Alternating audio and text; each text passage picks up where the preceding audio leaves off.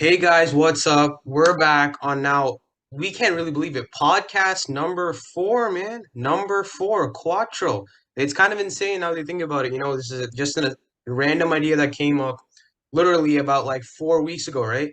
And now we're on podcast four. So it's crazy. It's been crazy. We just started school 5 days ago. So it has been a bit hectic, but the NFL is just as hectic, man. So we can't wait to get into it. As you guys know, we are the winning Browns. Our mission's cleared. You know our mission. We're trying to get more fans, subscribers, views, anything you want in terms of a YouTube base than Super Bowls and Cleveland Browns can even ever think of. Right. So that's our goal. You know our mission, and that's what we're trying to achieve today. So quick breakdown as to what we're gonna do. We're gonna get started off with the preseason, which if you have been following hasn't given the most information, unfortunately. I was really excited for the preseason because I was like, new teams, new lookouts, everything, but hasn't really given too much. But there is definitely some stuff we are going to get into. So we will be talking about a bit of the preseason. We're going to also be continuing our breakout team from the past few episodes. Do watch those if you have missed those. Um, we'll continue our breakout teams, and then finally we will do a top 10. So do stay tuned for this, guys. Again, we really appreciate your comments, and your guys' involvement in the channel is just as important as ours. So no, please get those views coming in and click that like and subscribe button. So we're gonna get started off with the preseason. Look, I mean the preseason, Yash, I think you can agree with me. It was pretty low scoring, not really hyped preseason. I mean, all preseasons are like that. It's one of those like I'm gonna put a training camp team to team live. It's kind of what I feel like the preseason is. But again, I think there are a lot of takeaways you can get from a preseason most times. This one hasn't been the greatest, but there are definitely a few takeaways. Um, I'm gonna get started off with probably my biggest takeaway. I'm not gonna lie. I'm sorry to do this to you, man. The 49ers. I do have to mention this. Okay? You're gonna go there, but yeah, no, I agree with you there. No, no, okay. Look, I have to say this, right? I'll say two things actually. So number one with the 49ers. The reason why I say this is this. Last year, late January going into February, you guys were in the NFC Championship, right? 8-0 with Brock Purdy leading up. You guys beat the Dallas Cowboys with frankly a dominant defensive game more than an offensive game. Um, but when it came to the NFC Championship, I'll be honest. Did I think the Eagles were going to win? Yeah. Not the way they did. No one ever thought you were going to have two quarterbacks down to the count and then have like a third or fourth string quarterback come out of nowhere, right? So no one ever knew that. And going into the offseason, I thought the 49ers were going to be pressing about their bench, their backup has to be strong enough because you never know. See, the thing that people have to realize as 49ers, as I think you do, Kyle Shanahan has had the history of unfortunate injuries. He is just one of those few coaches, along with guys like Marty Schottenheimer, that have just been unlucky with injuries, right? Now, when you have that, and then your bench puts up 7 points against the Raiders, who, by the way, with the starting lineup, look like a bench lineup in terms of a defensive scheme, and you score up 7 points while allowing 34. Is it a preseason game? Are teams not taking this serious enough? Yeah, you could say. Okay, I'm not saying you can't, but at the same time, it's like this. The reason why y'all why you all lost rather last year was because your bench couldn't hold up. That's the honest truth, right? That same bench hasn't really improved much then. If we're playing against the Raiders, see, the Raiders are to the level that when I'm saying not improved much on roster, yeah, it has. But I'll give you an example, right? The Chargers, right? If you remember last season, going to last season, the Chargers probably had one of the biggest if you want to say like the biggest probably blockbuster trades, you could say that to a decent extent. I mean, in terms of the defensive guys that they had, they had guys like Asante Samuel Jr. in Brandon Staley's first season. And then you add in guys who just make the overall team better, right? With big names like Khalil Mack, for example, Jackson was supposed to do that. right? But he didn't. Not to the level he was estimated to. I mean, this man was getting 15 picks in like what 2 or 3 seasons, something crazy like that, right? But he wasn't able to replicate that at the Chargers. However, I feel that will happen this season. You know who's in charge, so he's gonna make it happen. But at the same time, when the roster does upgrade per paper, it has to upgrade on the field. I didn't see that. Like, frankly, I'll be honest, I didn't see that. Um, it's not for me like, oh my God, the 49ers are going to have a horrible season. No, I'm not saying that. But at the same time, I'm kind of pressing the issue. The reason why the 49ers weren't able to achieve the success they could have ultimately was because they didn't have the strong enough backup. And they're not showing it against the Raiders. I mean, it could be a fluke. I'm not saying they're going to be doing horrible, but I'm just saying why you guys lost last year was because of this. So that was one of my takeaways. The second one, uh, the second one, Brandon Staley for the past 2 seasons has had one of the worst ranked defenses in NFL. The Los Angeles Chargers have been abysmal. What happened with Sean McVay? Hmm? Yeah. 17 points, dominating on the run. The offensive game plan, if you want to say unrecognizable, they couldn't tell what was going to happen. The Rams defense looked stalled. Like we are here to play, man. Staley is not leaving. He's not, and I'll say this: many people have a problem with Staley taking fourth down conversion. So does Yosh, you agree with that? I Not to don't. the same degree, not to the same degree that some As people, most, that's true. but That's yeah, true. but I'm, like I'm I think there are some plays where it's kind of just there's some plays where he's being inexplicably stupid to go for it on the fourth down. Okay, I would not definitely not agree with inexplicably stupid, but at the same time, I will agree. Sometimes it is from a statistical standpoint and frankly from a logical standpoint, it does seem a bit overarching. But what I will say is this: the man is not afraid to do what he needs to do, and his team is in full faith in him, allowing him to do what he has to do. The Chargers, since Staley has been at the helm, have not had a losing season. Number one. Number two, Staley has progressively increased the overall rate and probably the overall way in which the Chargers play has increased levels after Brandon Staley has come to head coach. Yes, he's had Justin Herbert, granted. But you do have to admit, the overall team has a vibe, has a bolt. Literally, they're like a lightning bolt. They're all fired up right now. That's a Chargers team trajectory. See, coaches make teams not just based off formations or based off talents. They make them based off personalities. And that's what he's doing here, right? And you saw that against the Rams. They played vibrant, they played with energy, they played with passion. Their defense was outstanding. 17 points against the LA Rams with the bench that's just showing you. See, it's improving talent that the Chargers have right now. 2 or 3 years down the line, you're going to see some of these guys play in the starting lineup and play, frankly, very well. Okay, so that's the type of team Brandon Staley's putting out there. So two of the biggest takeaways: Chargers, big rise. Okay, and that's not me being biased or anything. I think really anybody would agree with that. It's a big step up from what Brandon Staley had in previous preseasons as well as previous seasons in terms of a defensive manner. The offensive scheme, Kellen Moore, yes, in Dallas, unfortunately, he had not been great. But at the same time, he is a good offensive coordinator. We cannot doubt that. He has been a good offensive coordinator throughout his career, or to this point at least. And secondly, the 49ers, I'm not saying it's like put big question marks on this, but I am saying the bench is looking a bit distraught. That's my preseason take. Over to you, Josh. I'm gonna start off with just kind of addressing what you said about the what's it called? The Chargers Rams game. I'm a little indifferent to that game personally, for a couple of reasons. I get what you're saying about Brandon Staley, and I honestly I'm not mad at that at all. I think for this game especially, it was I mean it's a major improvement from most preseasons he's had.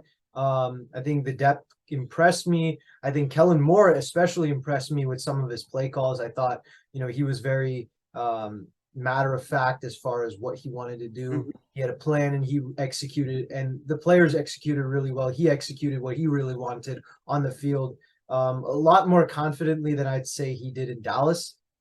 There are times where Dallas, I think he got a little overconfident, and times where he was very over conservative in his play calling, and I think that's really what came to bite them in the ass at the end of the day. But I mean, when it comes to just the overall, I mean, we have to remember the Rams are probably they might be the least deep team in the game. Like I don't know if they're the worst team in the game. I don't think you can be when you have Aaron Donald, Cooper Kupp, and Matthew Stafford. But Mhm. I mean, they're very close. I mean, if you look at the roster, it's not a good roster, especially their defense. I mean, it's a really, No. really big concern when you're. I Go ahead. okay. The reason why I'm going to challenge you on that is a couple of things, right? Yeah, right now they don't look like they have the big names that they had their Super Bowl season, granted. But at the same time, they have pretty good talent on the team that can be improved I on. don't So know about that. Like, no, I mean, they got John Johnson back. That's not bad, right? Like that's fine. Jordan Fuller, I've been a big fan of for a good amount of time, but like Kobe Durant and Darian Kendrick are young cornerbacks. They might have that's true. talent down That's the true. line, but it's too way too early for them to be Sure, starting. sure. Then But you at the have same time, yeah, I'm gonna say this: it's Sean McVay. At the same time, I do have to say it's yeah, Sean McVay. that's the Okay. offense, right? And the offense is I run mean, by Matthew sure, Stafford and Cooper Kupp. So there, I agree with you, right? I'm fine with that. That's why I'm saying they're not the worst team in the NFL, sure. right? But like at the end of the day, I mean, firstly, I'm not the biggest fan of Raheem Morris as a defensive coordinator. I think he's not a bad defensive coordinator. Yeah, I I don't think agree. he's like, Yeah. but I don't think he's Vic Fangio. I didn't think he's D'Amico Ryans or someone I like. don't think he's Brandon Staley. Yeah, Say it. hell, he's Say not close to Brandon Staley, and like it. that's regardless of how good or bad you think he is, right? Yeah. But like I mean the Rams. I mean, look at their. You look at their Okay. depth chart. Look, Like see, they're see. Let me say this. I think I got a bit too excited, but I'll give you a reason.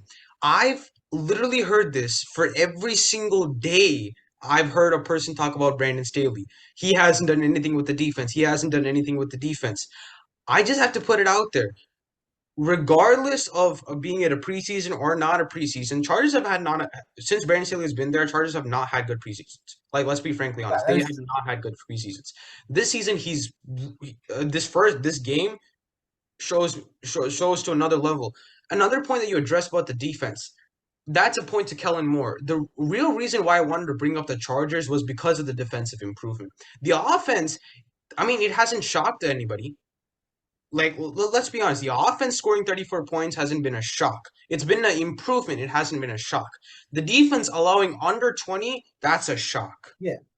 So that's where Well, I was okay, coming from. yeah, like the deep. I mean, I'm not like you have to take it with a grain of salt because remember the Rams mostly were playing their second, and I'm not talking about actually the defense of the Chargers, in fact, because I think the defense actually played pretty well for what it's worth. I think they showed their depth. So I'm not even concerned about Brandon Staley here. That's not even where I'm going. I'm actually going with Okay. really more the offense of the Chargers, and I'm saying, okay, they had a good game. Yeah, Kellen Moore impressed me with his play calling, but again, you have to take it with a grain of salt, given that it's coming against a Rams defense That's that's true. their second I'll lineup. give And you look fair. at their That's a fair starting point. lineup, it features guys like Michael Hoyt, if I'm pronouncing that right. I don't even Marquise Copeland, Bobby Brown. These are guys, Christian Roseboom. These are guys with very limited experience as starters. Guys that I'm sure, like the average casual fan of the NFL, Mhm. probably doesn't know who Yeah, any of these guys are. I'll Right? granted, but most time in the preseason, you don't know most guys in the No, but preseason. these are the starters. So imagine the bench players. That's what I'm saying. Like, Okay, I granted, I'll give you that. I'll give you that. But at the same time, I mean, look, this is not at the same time. The Chargers also don't have, didn't have Justin Herbert or Michael Williams or Keenan right. Allen or Austin Eckler or Rashawn Slater helping up that offensive line, which is a very good offensive line. Frankly, it's a very good offensive line. So I definitely agree with you. The point that we're not playing against a top tier defense. We're not playing against the Yeah. Cowboys defense or something like that, or the Niners That's defense. why I I'm mean, indifferent to it. That's what I'm saying. I okay, think overall, like that's a fair there's point. a way That's a very fair point. It's fluid. It's fluid. As Stephen A. Smith, it says fluid, right? Okay. the list is fluid. It's fluid. Yeah. Exactly. Yeah. I don't know. My Stephen A. Smith impression is No, no, no, no. And then he's got that neck in the front. He's like, it's fluid. It's fluid. He's got that neck out in the front. that's funny. That neck was better than the one Jim Carrey did in that SNL. That's true. That is so true. Uh, but yeah, I mean, the other takeaways I had, I mean, first off, I want to shout out to, okay, there was this one play from the Jaguars preseason. It was the one of the best plays I have. It is one of the best plays I've seen in a really, really long time. Actually, no. No, Mahomes have given me a lot of good plays recently. no, no, no, no. But Yeah, that that was was incredible. I mean, yeah. to dodge two guys, like basically duck under them, get away from the third guy, get past the fourth guy as he's grabbing you, and then throw a dime down the sideline to the running back on a wheel route and right for the touchdown. I mean, that was just stupidly sick. That just incredible. Like that is incredible awareness, incredible ability to get out of the pocket, know Yeah. how to Yeah. get around your offensive line and look and find your reads and get to and get the open guy, whether it's deep or not. Not panicking and Staying composed, being able to run at that. Yeah. things from Yeah. that. I agree with you. Yeah, Let but me just say this to our fans, though. Just let me just say this to them. Yash is smiling. I'm smiling. The reason why we love this play even more than anything else on the planet, because it was against the Dallas Cowboys. That's the only reason why how we love about this them play. Cowboys? Exactly. That's the only reason we love this play more than anything else, because it was against the Dallas Cowboys. Stephen A. Smith, look, sometimes he has amazing stuff, amazing claims. Sometimes he has claims that you could disagree with. One claim that me and him cannot disagree with, we and him cannot disagree with.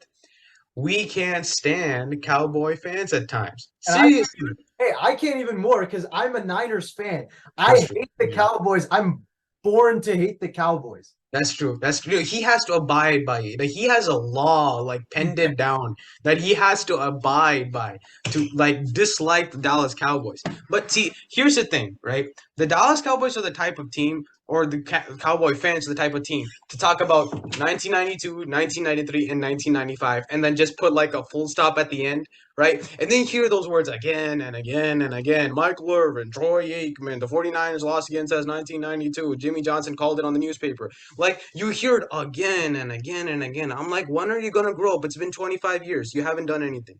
I tell it to every single Cowboy fan, and then they start 1992. We did this, that. Look, that throw out of the pocket on the run delivers it, and the catch. Don't let's not underrate the catch. The catch was even crazier. Like honestly, to me, the catch was even crazier. But it's against the Dallas Cowboys. That star, that lone star on a man-to-man coverage, that lone star fell down to the ground, man. It was the more than just an incredible play, it was fulfilling.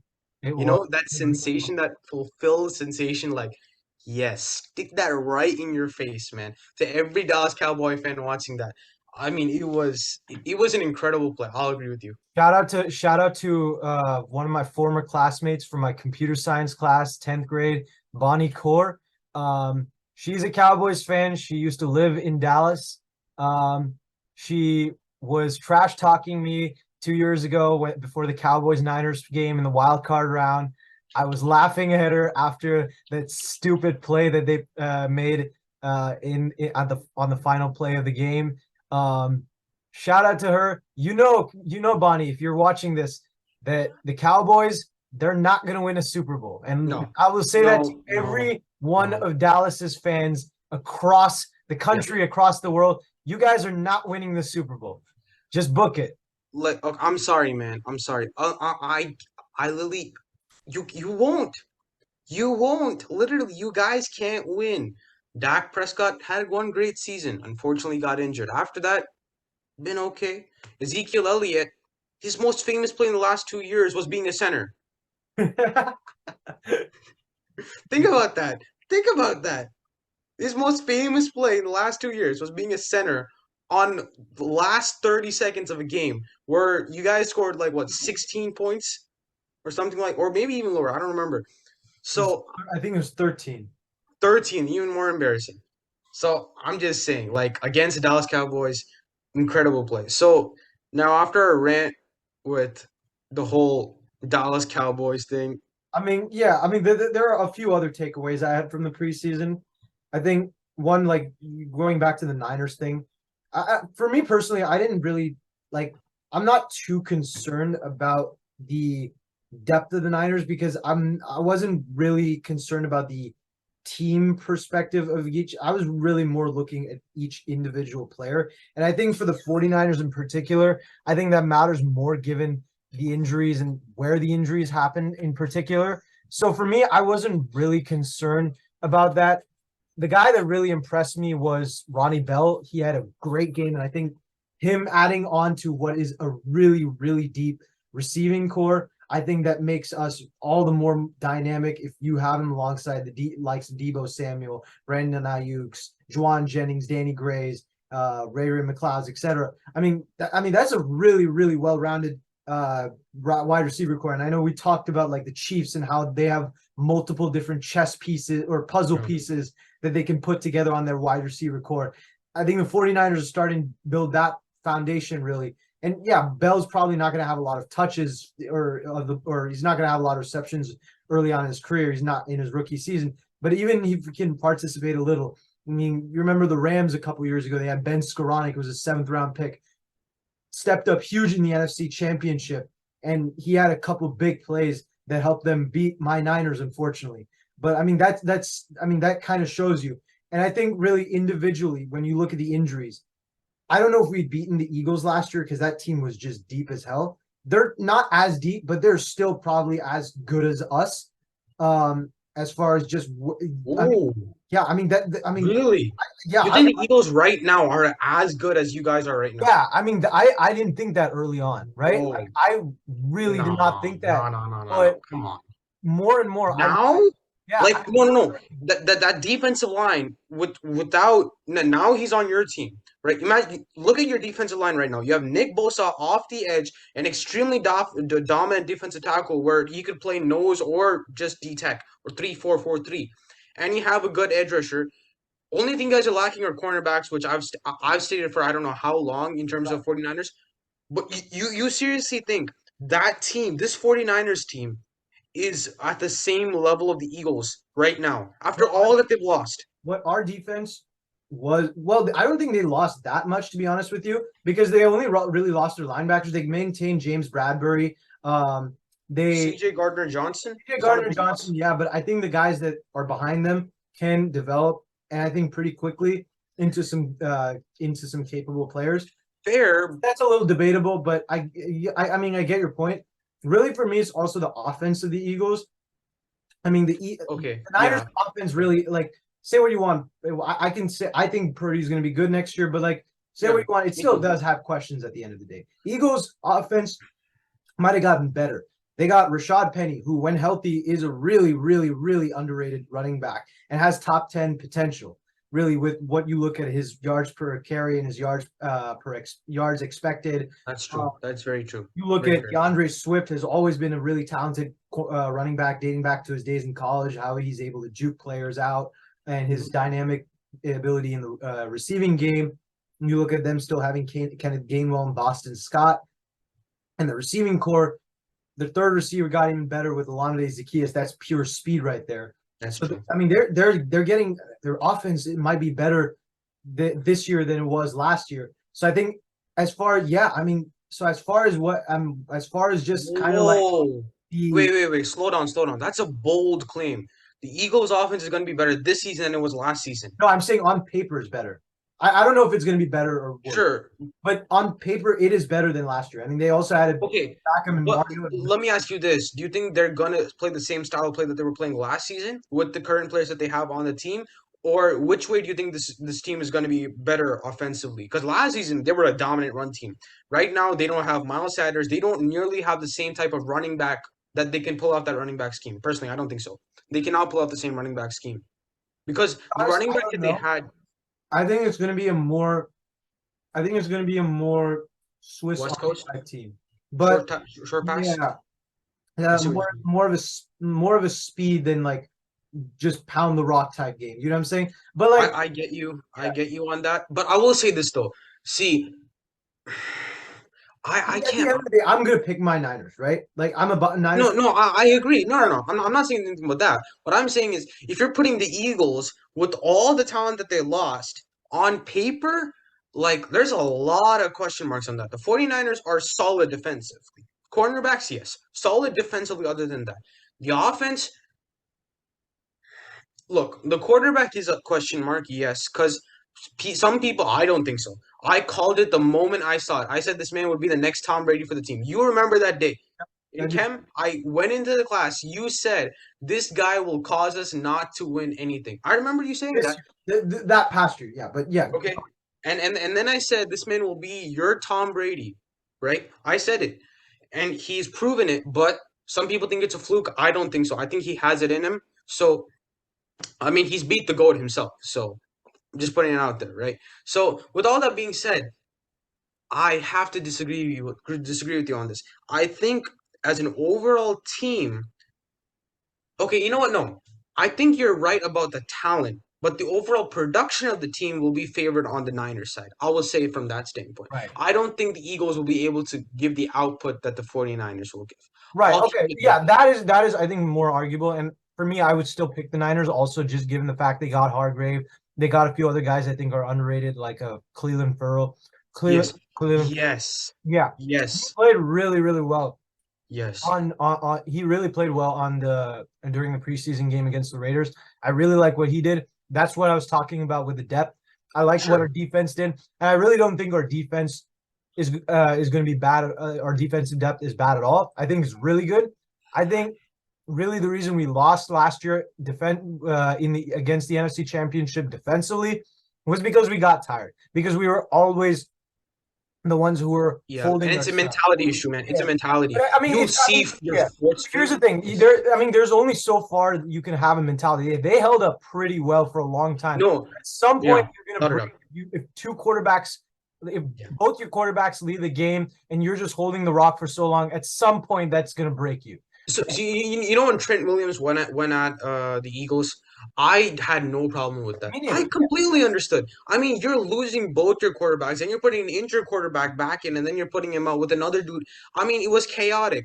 I mean, look, I I feel bad for you, especially you know because I know how much of a 49er fan you are. I felt bad because I know how it feels to lose a very big game like that. I know how it feels to blow a lead, you know, to the Jacksonville Jaguars. I know how it feels. Yeah. And then at the same time, you know, you're losing all those starting quarterbacks. It's a tough.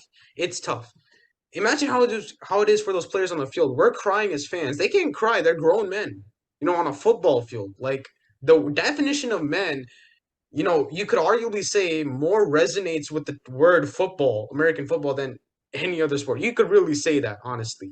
You know, the term men, it just really resonates with football. For me, I'll say that. Yeah. But you know, man, like I actually felt bad, and that's why. And if any 49ers player had fought or been quote unquote unethical or immoral, I wouldn't care. Right. You go at it, man. You're frustrated. Put it out on the field. That's what you're there for. So Right. I mean, I had, but look, I will say this though. I don't agree with the whole defensive depth thing. I don't think they have that defensive depth. I mean, if you're getting a 34 points, where's the defensive depth? There, granted, as you said, there are very Not great team. players, They did not play well as a team, and I think that kind but of that's what matters at the end of the day. That's what matters at the end of the day. right. But that's where I think that's where I was a little bit concerned about Steve Wilkes, really, and that was kind of what I was going to say. I think really a lot of the plays that we gave up were a little more schematic. I never really saw any player get burnt over the top. I never saw any defensive player really get out of assignment or do something wrong. They were all in right positions. They were all, using moves properly and getting past the guys. But it just they didn't get doing enough to actually get the play working. And I really think that's where I was a little concerned with Steve Wilkes. Hopefully he gets it together before the regular season happens. And I hope this is just, him not caring too much about preseason. So I'm Mhm. not really worried about that because we're still Yeah. that good on paper. Um, really the only true concern I had about this team really was actually Trey Lance. And that's really, yeah, I mean, I mean, I was looking at the tape a couple days ago on Trey Lance and the sacks that he gave, and and that one touchdown too. That one touchdown was that was a really really weird touchdown. I mean, I don't know if you remember the play the Cardinals had. Was it? Yeah, it was the Cardinals. Mhm. In 2015 when they played, or yeah, the 2015 playoffs they played against the Green Bay Packers. There's Right. that crazy game where Rodgers had Yeah, those yeah, yeah. yeah. And they had that one play where it was like it bounced off one guy's helmet and then off the hands of another and then to the back of the end zone to another guy. I think it was Fitzgerald who actually caught it. And it was like that's what that play reminded me of, but it was way worse. Cause like at Yeah. least with Palmer, like Carson Palmer, he threw the ball to his guy. It just didn't Mhm. go where he planned and it ricocheted to Fitzgerald. With this one, it went straight to the Raiders cornerback. The Raiders cornerback dropped it. It ricocheted three Yeah, times yeah. before And it then got just went caught over by his a head. Yeah. 49ers guy, Yeah. right? So I mean, from there, I've never been high on Trey Lance, not as a player, but as a player as a part of the 49ers. I personally was never a fan of it because I thought he would only be in a successful system where you're playing an option type offense, like which the Ravens, exactly. The Ravens, even for the matter, the Dolphins, if you will, sometimes, you do see that option very rarely, but I'll give you sometimes. I just didn't think he was going to be a fit for the 49ers. I always said Mac Jones was a perfect fit for the 49ers at that time itself. I could be wrong. I could frankly be wrong. I think Brock Purdy's a better fit now. Thank God they did that. But that's just me. yeah, I mean, yeah, go ahead.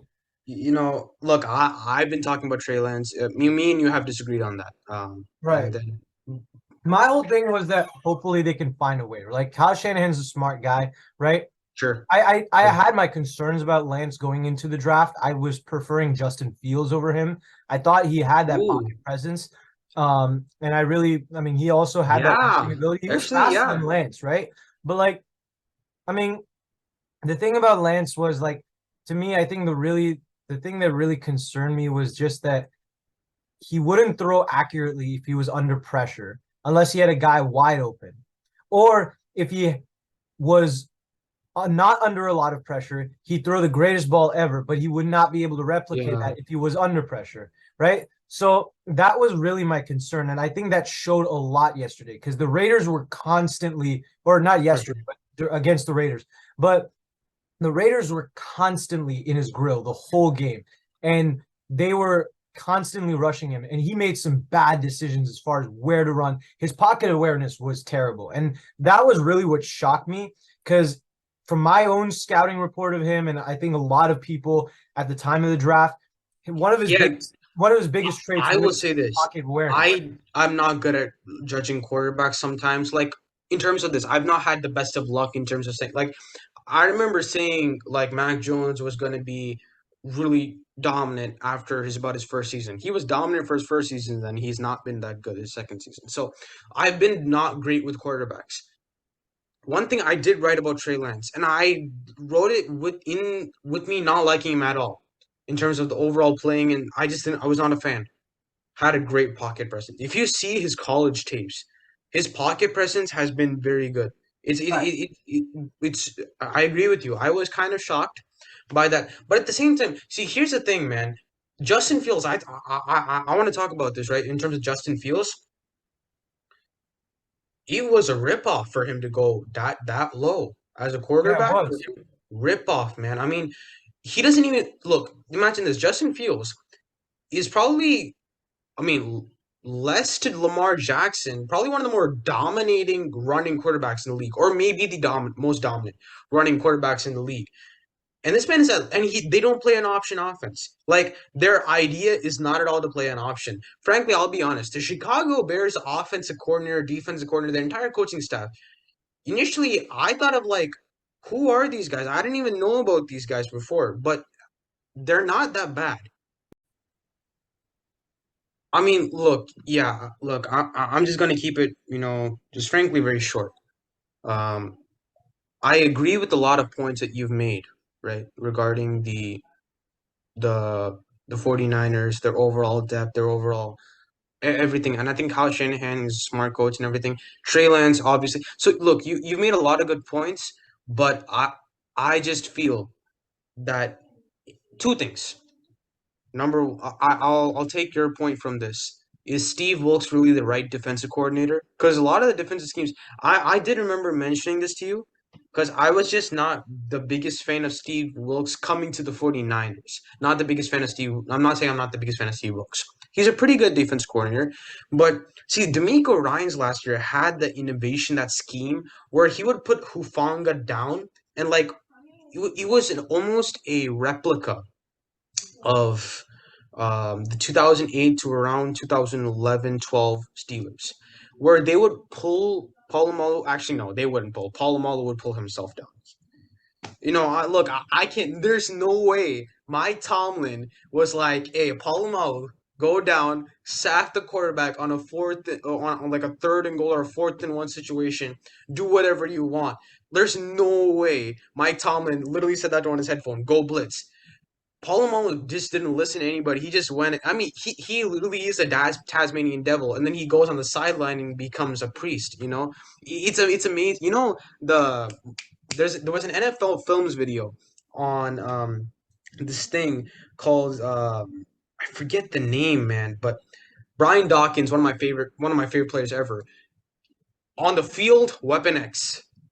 The moment he takes his cleats off, puts it in his Weapon X locker, and takes his helmet off, he just moves a centimeter, right, to the opposite side.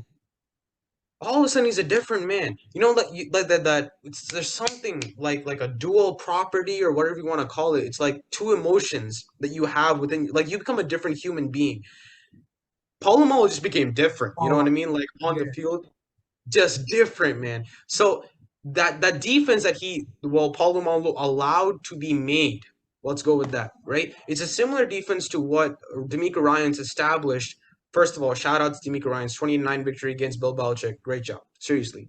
Um, he makes a great defense in terms of allowing Hufanga to play the middle, and that's where I was saying that in terms of all breakout team, if he plays in that middle position, he's Right. going to be a star, but I'm not sure Steve Wilkes will do that. I think he'll play him on the outside, let him play big zone with the strong safety. I'm not a fan of that, but if that's what he's gonna do with the defense that he has, just tremendously talented. But I mean, it's fine. But at the same time, I'm just not the biggest high with Steve Wilkes being there, and that was demonstrated in the preseason. The second factor is I'm just not sure about their depth. That's what I'm gonna say. I mean, fair enough. Like, I think it was just more the team thing that was concerning, and I think that really goes down to Steve Wilkes. But like individually, I was impressed by what I saw with each player defensively, and for the most part, at least in the passing game, offensively, the run game, I would have liked to see a little more. But again, really, just it comes down to really Trey Lance with each one of his four sacks just being kind of mind blowing. At times, it's just he didn't see the guy, or he'd run out of something that was just really bad. And I think really that's really what was more concerning. I can't believe I'm saying this given how much I've criticized Sam Darnold over the past 5 years, but Darnold looked really good Yeah. yesterday. And I think given how he and Purdy are similar types of players, um, as far as how they play the game, I think that He was Darnold a has smart an move. upper hand now, really, at being that second starter. And everything had been saying, like, there have been a lot of rumors saying that, hey, Darnold is the second guy and Lance was the third guy. And I'm starting to believe that now, that truly is the case. Whether that's a good or bad thing, I don't know. I was of the opinion, I've said this before on podcasts, I love versatility when it comes to football. Shanahan would be hallucinating the most incredible dreams as far as his play calling goes, with the way he can move around McCaffrey and Debo Samuel and Juszczyk and Kittle and Trent Williams, and then have these different three QB shifts, kind of like what Sean Payton used to do with like Winston and Taysom Hill and Drew Brees in 2020. Just have like three guys moving, and you could have Lance being a runner or McCaffrey, like all that. I still feel Lance is useful to this specific team. I don't think it's starting quarterback material, and I really want to see what Purdy does if he's playing that preseason game next week. But other than that, I'm not. Again, for the most part, like remember, we have to remember it's preseason, so to some degree we have to take it with a grain of salt. But I do think at the end of the day we can sit here and say that preseason is important to a degree. I mean, it helps dictate what players are going to be on each roster. So it's essentially telling a story for every season, right? I mean, we wouldn't like Purdy. I mean, we could just take Purdy as an example. Last year, Brock Purdy was not expected to be the starter. He was expected to be or a starter, let alone, or he was not expected to be on the roster, let alone a starter. And he was supposed to be on the training camp. They got Nate Sudfeld and paid him $2 million to be third string. And after they got Jimmy G back, and that was like a guarantee that Purdy was not going to be on the roster. Purdy fought his way onto the main roster, and he became a key piece to this team come week 13. And he helped this team down the stretch of the year become even better than they already were, and become a true front runner for being a Super Bowl, perhaps a Super Bowl winner. Obviously, that didn't come to fruition, but I mean that was a dangerous team, and it got a lot better. And I think that way, I think every season you got to look at least one or two things and see whether that can change the outcome of what happens during an NFL year. But yeah, I mean, I think that's really all we have for the preseason talk. Moving on, I think we're just going to go shortly over this, but there's one big piece of transaction news coming in New York City. Dalvin Cook has signed with the New York Jets, a guy who's rushed for 1,200 yards in each of the past 5 years, if I'm not mistaken, or 4 years. I mean, Dalvin Cook, I think he's gotten a little worse, but he's still a really, really capable running back. Yeah. And you add him to a running back core that is really talented, that features Breece Hall and guys like Michael Carter and Zonovan Knight. I wish they had kept James Robinson. Me too. But like, I mean, with that and some of the receivers they have, they still have cap room to go and make a big trade. I've been saying for a while that maybe they could go and trade for Devontae Adams. And I think it's a possibility. I mean, that is really loaded offense. Okay, look, I'll say another thing. Like, one of the big deals in the NFL right now has been injury situations. This can limit so many injury situations, especially for a running back. See, Jets offense right now can maybe with Dalvin Cook being added, it is unpredictable. Not because Nathaniel Hackett is the quarterback, not just because Aaron Rodgers is the quarterback, or not just because the running backs are that talented. It's because as an entire team, you don't know what's going to happen. Alan Lazard, as far as I'm concerned, has been probably one of the best blocking receivers out there. One of the blocking receivers. People don't talk about. I think he's extremely talented. Like sometimes, like I remember in Green Bay, they would sometimes honestly put him at a tight end position and expect him to block for linebackers. He would block like spot on. Like so you don't know when it's coming for their offense. The defense, I mean, it's already been established as the top tier defense. We already know bringing the Sauce Gardner. Like we already know that's a top tier. But at the same, like now the offense is Aaron Rodgers, who is deadly coming off of fake runs or fake screens or whatever you want to do. Play actions, he's deadly. That just one little throw pass and like a touchdown with like 5 yards. Like he's deadly when it comes to that. Dalvin Cook is also deadly. Like you let him run, he's gonna dominate. So as you said, the running back core is great, and also the other thing is the reason why I brought up injuries was because now you have time to switch out. Dalvin Cook can play for like a quarter. You bring in Breece Hall, maybe not the same effect, but you're gonna have a similar effect. You still don't know what's gonna happen. Breece Hall, let's not forget, was very, very, very good. You Yeah, know, or like he was, I think, what, top five in rushing yards before he got injured? top 10. I think it was Top 10, 7. 6 or 7. Okay, like I did believe he was on top five. I'm not sure. Maybe I'm wrong, but he was maybe top 10. We'll just keep it at top 10 until he got injured, and that's when they were like having a winning season. Unfortunately, it fell off at the end. But like as I said, they become unpredictable with Dalvin Cook. So that's my assessment on Dalvin Cook. One thing we do want to quickly add in is we do want to, send our regards in for the family of Alex Collins. Um, we do wish the best for their family and the welfare of their family. So yeah, Yeah, I mean that it's tough. Like the whole motorcycle thing. Like we all have to remember at the end of the day, like football is not just a sport; it's human beings. There's a human side to it, and at the end of the day, it's really sad when anyone loses their life, especially at such a young age. And I could not imagine. I cannot imagine what his family is going through right now, but they have my well wishes. Um, and just to add on, this yesterday was not just a football day. If you got any of you guys are hockey fans, it was a sad day in hockey too. A 21-year-old hockey prospect for the Toronto Maple Leafs by the name of Rodon Amirov. He passed away of a brain tumor. That was something that I think really stuck with me as something really horrific. I also want to send out my condolences to him. I know you don't follow hockey a lot, Akhilesh, but I no, think we don't. something But that for my side, look, as you said, look, this game is not just about formations or about players or about numbers. At some point in day, these are all human beings just like us. They grew up in a family, they grew up in a household, and they've tried coming a long way as to being great, and they try really hard. Every player tries really hard. We can't deny that.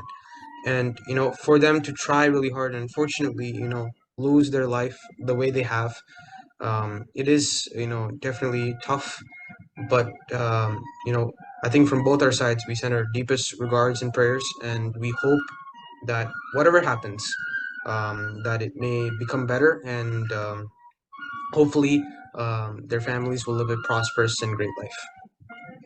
agreed. Well said. Um, yeah, okay. It's a tough transition Yeah, going through that, but seriously, guys. I think as far as that goes, I think really the next thing we want to talk about is something a little more fun, so something a little more with a happy tone. Um, if you guys have been following over the last two episodes, you guys know that Akilesh and I have been preparing out a list of our breakout teams. I've left. I'm going to be leaving uh, the breakout players of the week starting this week in the comments section. I've been keeping track of the entire roster. So once we're done with the whole thing, we'll put the entire list in our comments section. Hmm. Let us know your thoughts weekly and always about what you guys think about our breakout players. I really think the whole revealing idea that was a great idea, Kilish. Um, Yeah, yeah, got you. it's Hey, it's by the way, man, just saying this. Hey, Stephen A. Smith, if you're listening, we've quoted you about 3 times. This is about to be the Stevens A list. This right here is about to be the Stevens A list. You got me on that? Yeah, that's a good one, though. we are giving a lot of Look, credit. He's hey, gonna be coming on his podcast tomorrow and gonna be like, who the hell are these two Indian boys? The Winning Browns podcast, yeah. Lake Hey, man, look, California. Stephen A. Smith, if you are watching this, I would love to come on your show. If you're watching this, we would both love to come on your show and have a little quick talk, right? I mean, look, I res- As the great Michael B. Jordan said in Creed 3, run it. No way, he's quoting Michael B. Jordan with us giving a Stephen A. Smith show No, reference. no, he said that on Stephen A. Smith's That's show. that's true. That's true. That is true. I'll give you the fine, fair, fair. But hey, man, look, I think both of us, look, we have respect for you. We love watching your show. Um, Again, I don't know if you're gonna watch this or not, but if you are, we're free. Like literally, run it. I mean, we're free, okay? We're free to be on the show anytime you want, any time of the day. Now, breakout teams. Today we're gonna go with the big men, not the biggest men, but the big men.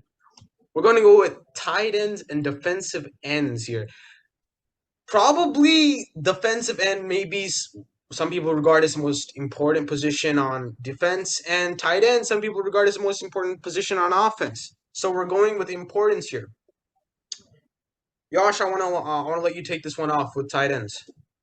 All right. For me, for tight ends was pretty easy pick for me. I wanted to go with Kyle Pitts, but I think in some way, I think it's a little redundant to go with Kyle Pitts. That's true. He's a very obvious pick for me, so I'm not gonna go with him. Um, Okay, wait. Let's just make this clear. You want to seem non-obvious, so you're not going with the reason I'm saying that is because not just is non-obvious, but I don't think he's the guy who's going to be breaking out the most. Okay, that's true. I And do. I think partially it's I have a guy in mind, but it's not Kyle Pitts too. I agree with yeah, you there. But like I thought I was gonna say Kyle Pitts too until like yeah. literally 10 minutes earlier, and then I got thought of a guy. But I want to see who you pick. I mean, so here's the thing. Like, partially, I don't think it's Kyle Pitt's fault, but he's in a system that I mean, they have not let him blossom that much last year, at True, least. So true. I don't think it will be him that takes the biggest jump. For me, it's going to be Chigozie Okonkwo of the Tennessee Titans. Um, Yep. I mean, this guy. You won't believe it. Me and you thought of the exact same guy. Oh, Exact same really? guy. Tennessee Man, Titans, right? that is the oh word, man. That is really good. Tennessee Titans, right?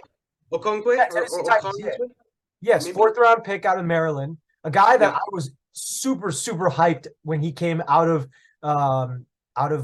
what's it called? Um out of Maryland in 2022. Was he Maryland? Are you sure? Yeah, he was Maryland. I'm Okay. looking at his profile right now on PFF. Okay. Um I mean, he is incredibly big, 6'3", 238, but runs like a deer. I had as a prospect, I had a better grade on him than some other tight ends who I thought were going to be elite that have become elite. I don't know if he'll reach that potential now that he's in the NFL. It's hard to say that he's going to be better than like a Travis Kelsey.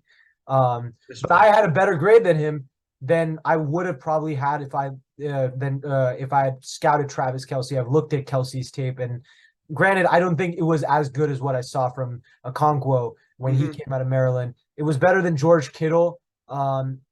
It's probably the third or fourth best tight end tape I've seen. Probably the first one is Kyle Pitts. Yeah, that's Second fair. one that That's comes to fair. mind is probably like TJ Hawkinson. And then I would probably say Okonkwo. I'm probably missing someone, but those are the What guys that about, wait, are we counting like 2010 and above, like Gronk? Are we counting Gronk in this one oh or? no, because I didn't scout them that much, right? Okay, Like okay. the first really tight end that I like the first tight ends that I really watched their college tape were like who is the guy from 2015? Hold up. Let me look this up. What team? I don't remember what team he got drafted for. Okay. Hold up.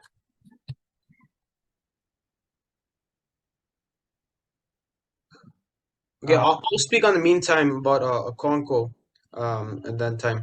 hold up. Uh Give me one sec. I think I found it. Hold up. oh, you did? Okay, good. No, never mind. Okay. Look, I mean, I actually can't believe we thought of the same guy because I was about to go with Kyle Pitts too, just because of what happened last season. But now that I think about, like, I thought about it for like 10 minutes later, I changed it to Conco. Reason why I went on the Conco is this: it's very rare you find speed with size. That's what he has. Travis Kelsey does not have speed and size. He has mobility with size. George Kittle has. I think George Kittle is the smartest tight end in the league. I'm personally going to say he's the smartest tight end in the league, but he's so big. This guy, he's not like insanely big, but he's big. Yet he's strong. He's fast. He's agile. I mean, if you look at all the physical attributes of what a tight end can have, he fits all those boxes. I mean, he's a Madden player, in terms of those physical attributes. By the way, Madden 24 just came out. I wish I had a PC or an Xbox or a PS4 or PS5, whatever you want to call it. Guess what, guys? I don't. Okay, I have literally no video game set. I gotta watch some random dude play Madden. That's about the only thing I have. So to those who have it, enjoy. But please, if you want, if you watch the winning Browns, how about you let me win an Xbox or something like that so I can play Madden You 24? can come to Like, my house, man. I got it right here. I mean, look, I could come to your house and play, but at the same time, I want to play 24/7, Madden 24, good point. Yeah, yeah. Madden 24, 24/7, right? Okay. Okay, the bad joke. My bad, guys. Bad joke. I am seriously throwing down the ratings with these bad jokes. But the thing is, though, is this. Like, this guy has the ability to. From the college tape, I'll say this. Again, I've mentioned in previous videos, I'm not the biggest fan of college tape, but some things I can take away. In terms of physical attributes, I can take. You know, the speed, the size, the strength, the skill, the overall mobility. In the NFL, I think he will have much more progress, and I think it will he will be the most improved player just based on the fact that the quarterback situation with Will Levis or Malik Williams, I don't know what's really happening there personally. Um, and then you have, you know, their offense is more of a run schemed offense. I think we'll see a great deal of great blocking from him. I think that's where we're going to see the most improvement from a tight end standpoint. I know the definition of a tight end has changed literally since Travis Kelce and Patrick Mahomes became a thing. Because even when Gronk was there, it wasn't as though like he was He was expected to more pull of out a traditional blocker. Yeah. like he wasn't expected to pull out 1,000 yard seasons a year. Now with tight ends, it's like, yo, where's the three zeros? Or like, where's the three digits? Like, where's the three digits after the one? That's what we're expecting out of tight ends now. I don't think that's what should be expected. That's me personally. But at the same time, like for guys like Okonkwo, he really has that size to block inside linebackers, cornerbacks. He could pancake cornerbacks if he really wants to. Like he's got that size. He's big. He's strong. So from that standpoint, I'm really high on him. Like you, I think he's going to be a breakout player, but he's not going to go from like 300 yards to 900 yards. He's going to be the type of player to go maybe from 300 yards to 500 yards, but allow Derrick Henry to still post like 1,800 yards or something like that.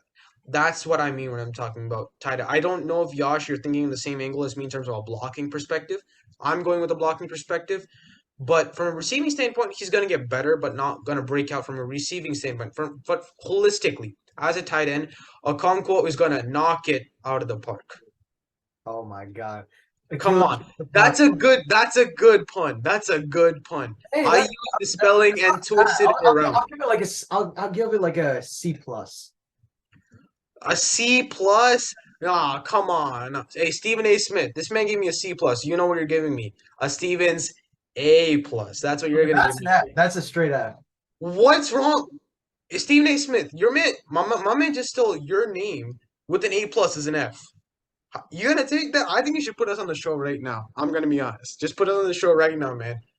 But okay, yeah. So I mean, going back to the question. So yeah, the first tight end that I scouted, I forgot his name. It was Eric Ebron, 2014 draft. Oh, Yeah, whoa, that was whoa. the first. Like, I mean, 2014 was really the first year that I was scouting players He was intently. a very highly ranked tight end though. Like unnormally, like there's the tight ends don't get ranked that high. He was Yeah, very high. yeah, and I'd seen stuff like I'd seen tape before. I'd seen like Cam Newton in college. College Yeah. football was one of the first sports I'd watched. Like I'd seen Oh Newton when really? he was in college. Yeah, I'm before gonna be honest. NFL I actually. didn't I didn't follow college till after Alabama won the most recent time. I didn't really follow college that much. 2020. Yeah, literally, Oh, I didn't follow at all because I do, but at the same time, I'm not very high on it just based on the fact that NFL is like a different animal when it comes to the so thing that's always excited me about college football, as far as just the excitement level, I honestly would put college football that is higher true. than NFL because like there's so much that can happen on any given like play. It's so fun to watch, and then having to get the scouting. Tennessee versus Alabama. That's all I got to say. Yeah, Where do you get a better game than that? shout out to MMG. If anybody knows who I'm talking about, Matthew Meager, one of the best Madden YouTubers out there. Really, really funny guy. Um, he made a video a couple days ago on one of his channels. I don't know, he's like 500 of them. Yeah. Um, he See, he showed like that's why you guys should subscribe to us. Subscribe to us. Just yeah, one channel. Real easy. yeah, Real easy. Just one very channel. easy. You know Yeah, what I he mean? got all our fans here. But Yeah. yeah, he had like 100. He had the top 100 plays of college football. Like Mhm. five, six, 8 or 10 of them were like plays that like if that happened in the NFL, you'd call it the play of the year, right? Yeah. Like eight Yeah. or ten of those in a video, right? And it's just crazy. Like that's what you get, obviously, when you have like players with more like players who are kind of more of different competitions in the structure that college football is, and just like more games. You're gonna see that, obviously, but I think that's really the fun part about even scouting players. A guy like Okonkwo was someone who really like he was different from most of the other tight ends, right? He didn't play the same. And I think what you're talking about blocking is definitely there. I wasn't going to go with that, but I definitely can see why you're saying that. Um, he is a really underrated blocker, but really where I was going for was not even the receiving part, but his yards after catch. Um, I think that was something that when I saw him in college, that was something I was really impressed with. The fact that he's that size, he not only knows has that great of speed, but he knows how to use his speed. He knows how to weave around certain players and how to, manipulate certain blocks and certain spacing angles to get to where he wants to get to the sideline, or get to um or get a deep touchdown, a jump ball, or whatever. And this is something that I think really doesn't get talked about a lot. This man had 254 yards after catch and 7.9 after the reception. That is ridiculous for a tight end.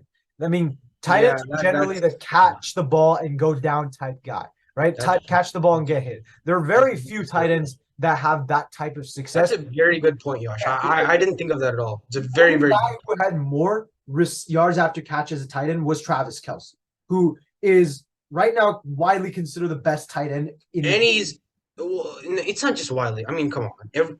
yeah. He has to be. Well, And some he's also people what would the argue that like I'm not. I would have argued this before this year. I think now Kelsey is definitely the number one.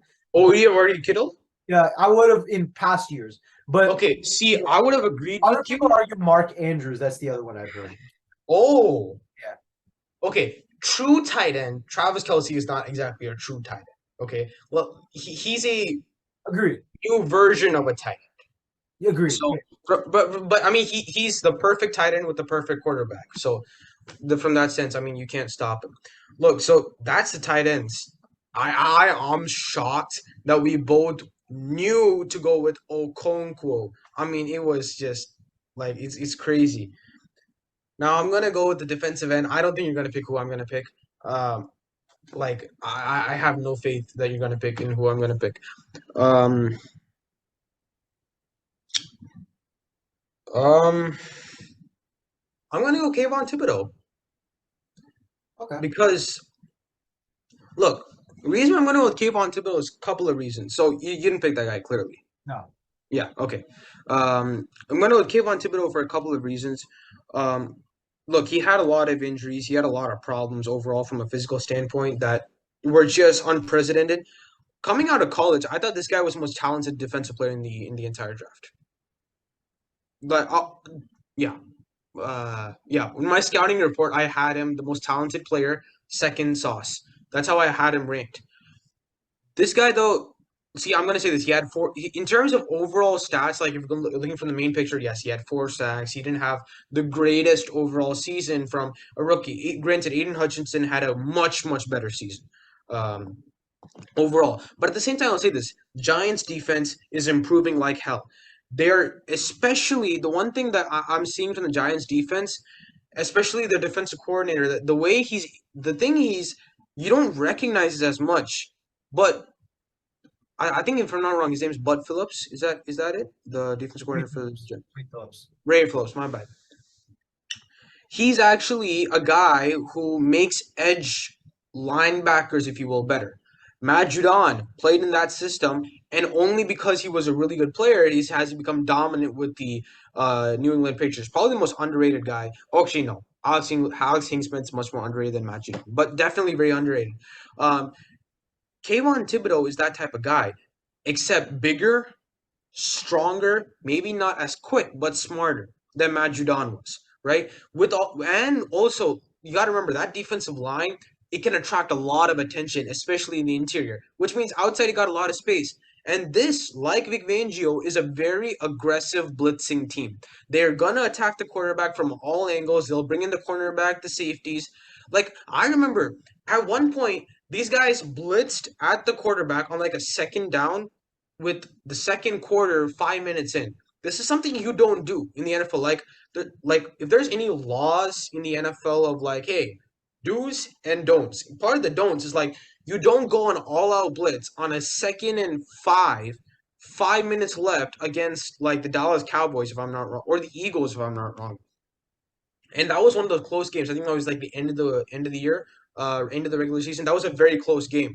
They went an all out blitz on the Eagles like literally the only two players in coverage was a middle linebacker and a safety. That's it. Like they had two players in coverage, and they completely got blown up on that one. But that just goes to show Ray Phillips is a very blitzing type of guy. With blitzes comes attraction. With attraction comes open spaces, especially on the edge. Kayvon Thibodeau is going to get so many plays off the edge where he's going to be wide open. 1 point. Second point, overall, the defense is extremely talented, which means it's going to give out time for him to get those sacks. And I'm stressing sacks especially because that's where he got most of his criticism from, even from me. In the scouting report, one thing I always said about Kayvon Thibodeau that I didn't like was there wasn't enough pursuit to the ball. That's one term Bill Belichick uses a lot. If you guys have actually read this book, there's this guy who interviews Bill Belichick, and there's like a set of 300 questions or many questions about the game overall, X's and O's, many different things. It's literally called, I think it's just, if you search up Bill Belichick books, you'll find it as one of those things where there's just a bunch of questions, and you really see the insight to what probably the greatest defensive mind ever thinks of, every single thing, smallest details, he'll talk about the thinness of the grass, the thickness of the grass, he'll literally talk about those differences. And the reason why I'm stressing this right now here is that if you don't have enough pursuit, he talks about this. Without pursuit to the ball, you don't win games. I can have John Randall. He says this in the book, I believe. John Randall, Reggie White. I think he said Warren Sapp in the middle, and Lawrence Taylor on the outside. If all those guys, right, don't have enough pursuit to the ball, we will lose every game. Imagine these guys are probably the best at those positions, and yet he's Bill Belichick is saying this. So it just goes to show you pursuit for the ball results in the pursuit of happiness. Look, I did civics today. I'm in that U.S. Constitution mode a bit, so I gotta pull it off, right? So that's one thing I saw him lacking. I could see that a lot more this season. That's just because they're so aggressive.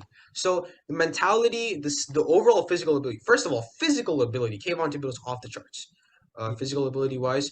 And then obviously the pathways that are going to be open, that are just going to allow him to bind to the quarterback and sack him down. If you guys have studied chemistry, chemical pathways, biology, but pathways, where the gene couples to the receptor, right? He's got. Look, I am pulling off all of the puns Hey, today. those are good puns. I Look, like. It's look. yeah. Title of this video, punned. That's gonna be the title of this video, all right, guys. So, I already said it here. That's what's gonna happen, right? So, Yash, punned. Yep. Yeah, let's do it. Okay. Okay. I'll say this. Let me start off with. Let me start off with your the pursuit of happiness pun. Yeah, That that is was good. that's a really good pun, and I think Will Smith would be so happy. I mean I mean Will Smith, he would tell you himself that slaps hard, if you get what I'm saying.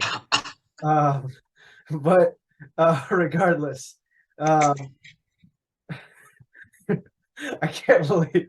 Okay, whatever. But for me personally,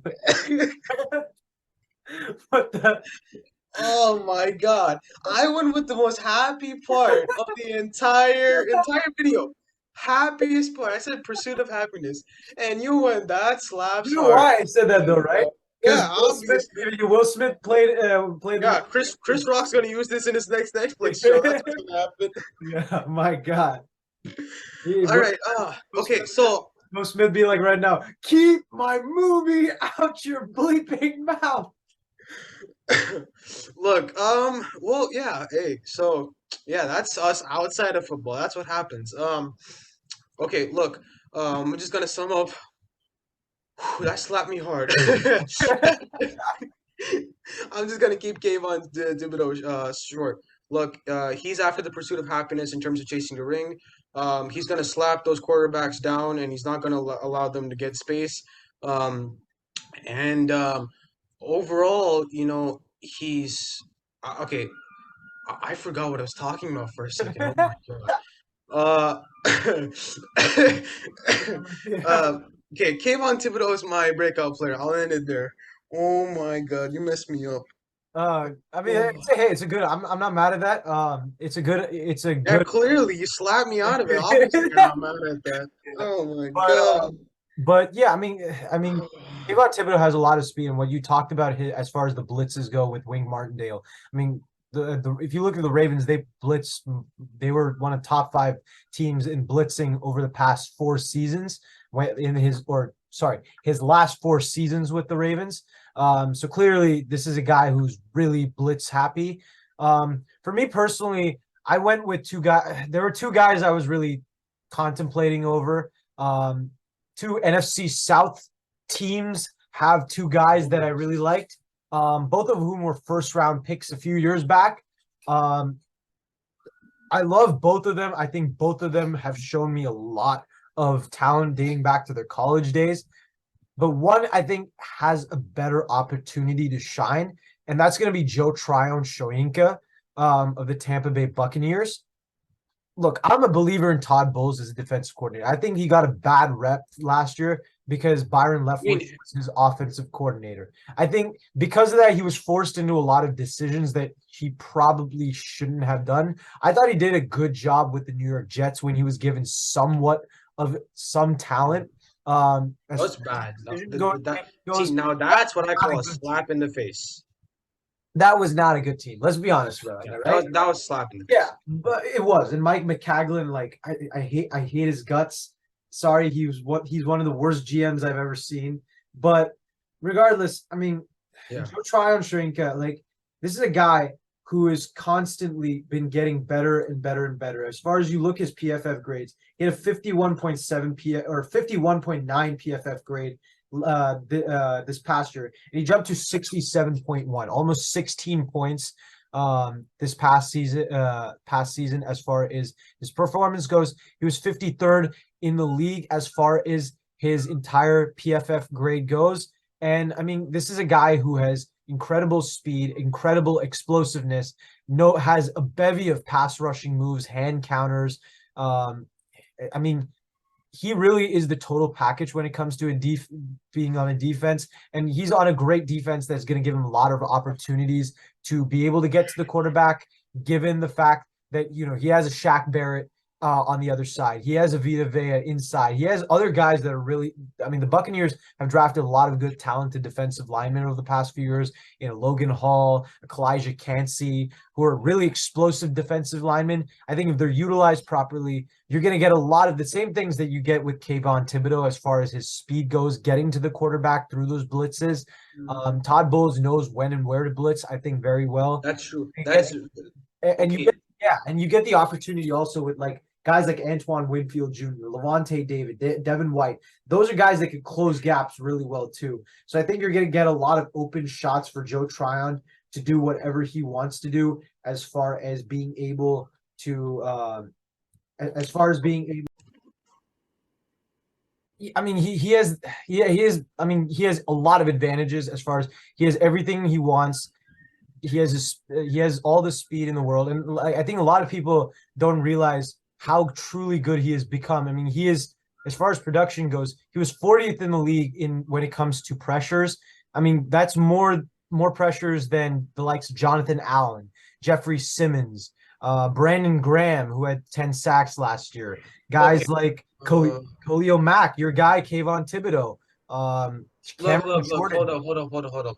You mentioned a couple of defensive tackles. You can't compare that. Well, yeah, actually, yeah. Well, I mean, Jeffrey Simmons had a lot of sacks, and if I'm not mistaken, Jonathan, That's true. That's true. But that's why again, that's why I brought them up. okay, Yeah, fine. Allen at seven. That's fair point. That's fair point. That's fair point. Fair point. I'll give you that. I mean, so this is a guy that's quietly improving a lot, and I think given the fact that he's going to gain a lot more experience, a lot more advice from the veterans on the defense, like the Veas of the world, the Levante Davids, and There's one Maya. Barrett's. I was going to say the Veas, the Davids, and the Okay. Barrett's of the world. Like you're going to get a lot of, you're going to get, you, I, Tryon is going to get a lot of opportunities to shine in that That's defense. true. And I think that is one thing that really kind of I have a very like I have a very interesting and we'll tune in the future videos for this. I have some very interesting thoughts on what this Tampa Bay Buccaneers team could look like as far as how they're structured Don't this year. say it. No. I have some really interesting thoughts about how their season could transpire, given Guys, I'm saying this right now. The moment Yash says interesting, it's gonna be the opposite of exactly what everybody else not maybe thinks, should think. I'm already gonna say this right. Okay, I'm not gonna speak for him, but we'll just see what happens in later videos. But look, I'm not mad at the pick. Uh, I'm not mad at it, but I would take Kayvon Thibodeau. I'll leave it at that. I'm not mad at it. I think it's a very fair point. You're a very good salesman to say the least. Um, I'm joking. No, no, I'm not joking. That's actually a very good sales pitch. But I think it's overall. I agree with you. He's a good player. I'm just not sure if he's gonna be allowed the opportunity. One. Secondly, if he can really get up to a level where he's gonna be as wide open to get those sacks or get those pressures as Kayvon Thibodeau is. So I'm gonna leave it at that. But it's a very fair point that you're making. Look, so that's gonna be uh, one slap in the face for all of you guys. That's our breakout team. Uh, Look, guys, look, we're this is just how we naturally have a conversation. I mean, we speak for 1 hour, 2 hours, but this is literally how we talk. We'll put in some random puns, random here and there, and then just have a like casual conversation. So that's how we are. So now moving on to top 10. This is gonna be even more interesting right now because we're probably gonna get even more mad at each other at the end of this. Top 10 quarterbacks.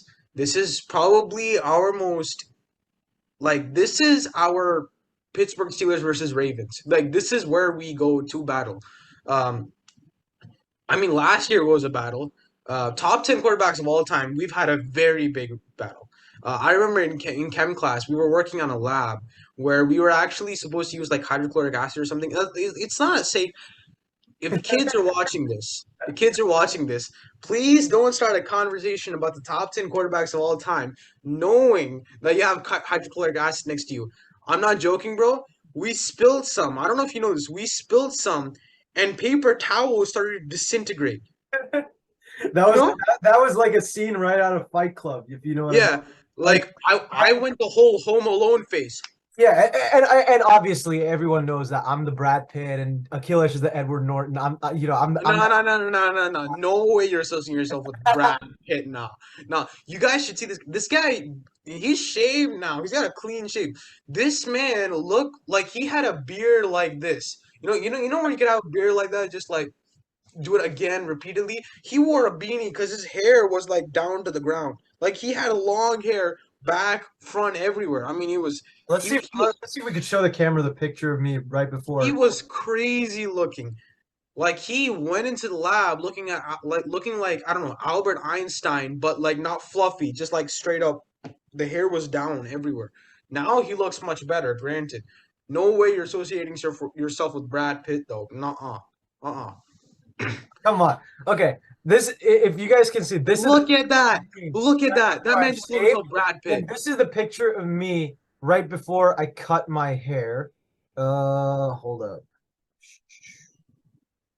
Right here we go. Look, okay, I Right will say this here, though. right Me and here. Josh are in the. Yeah, go ahead. Look at that. Tell me that's a Brad Pitt. Come on now. No, Okay. this is Brad Pitt.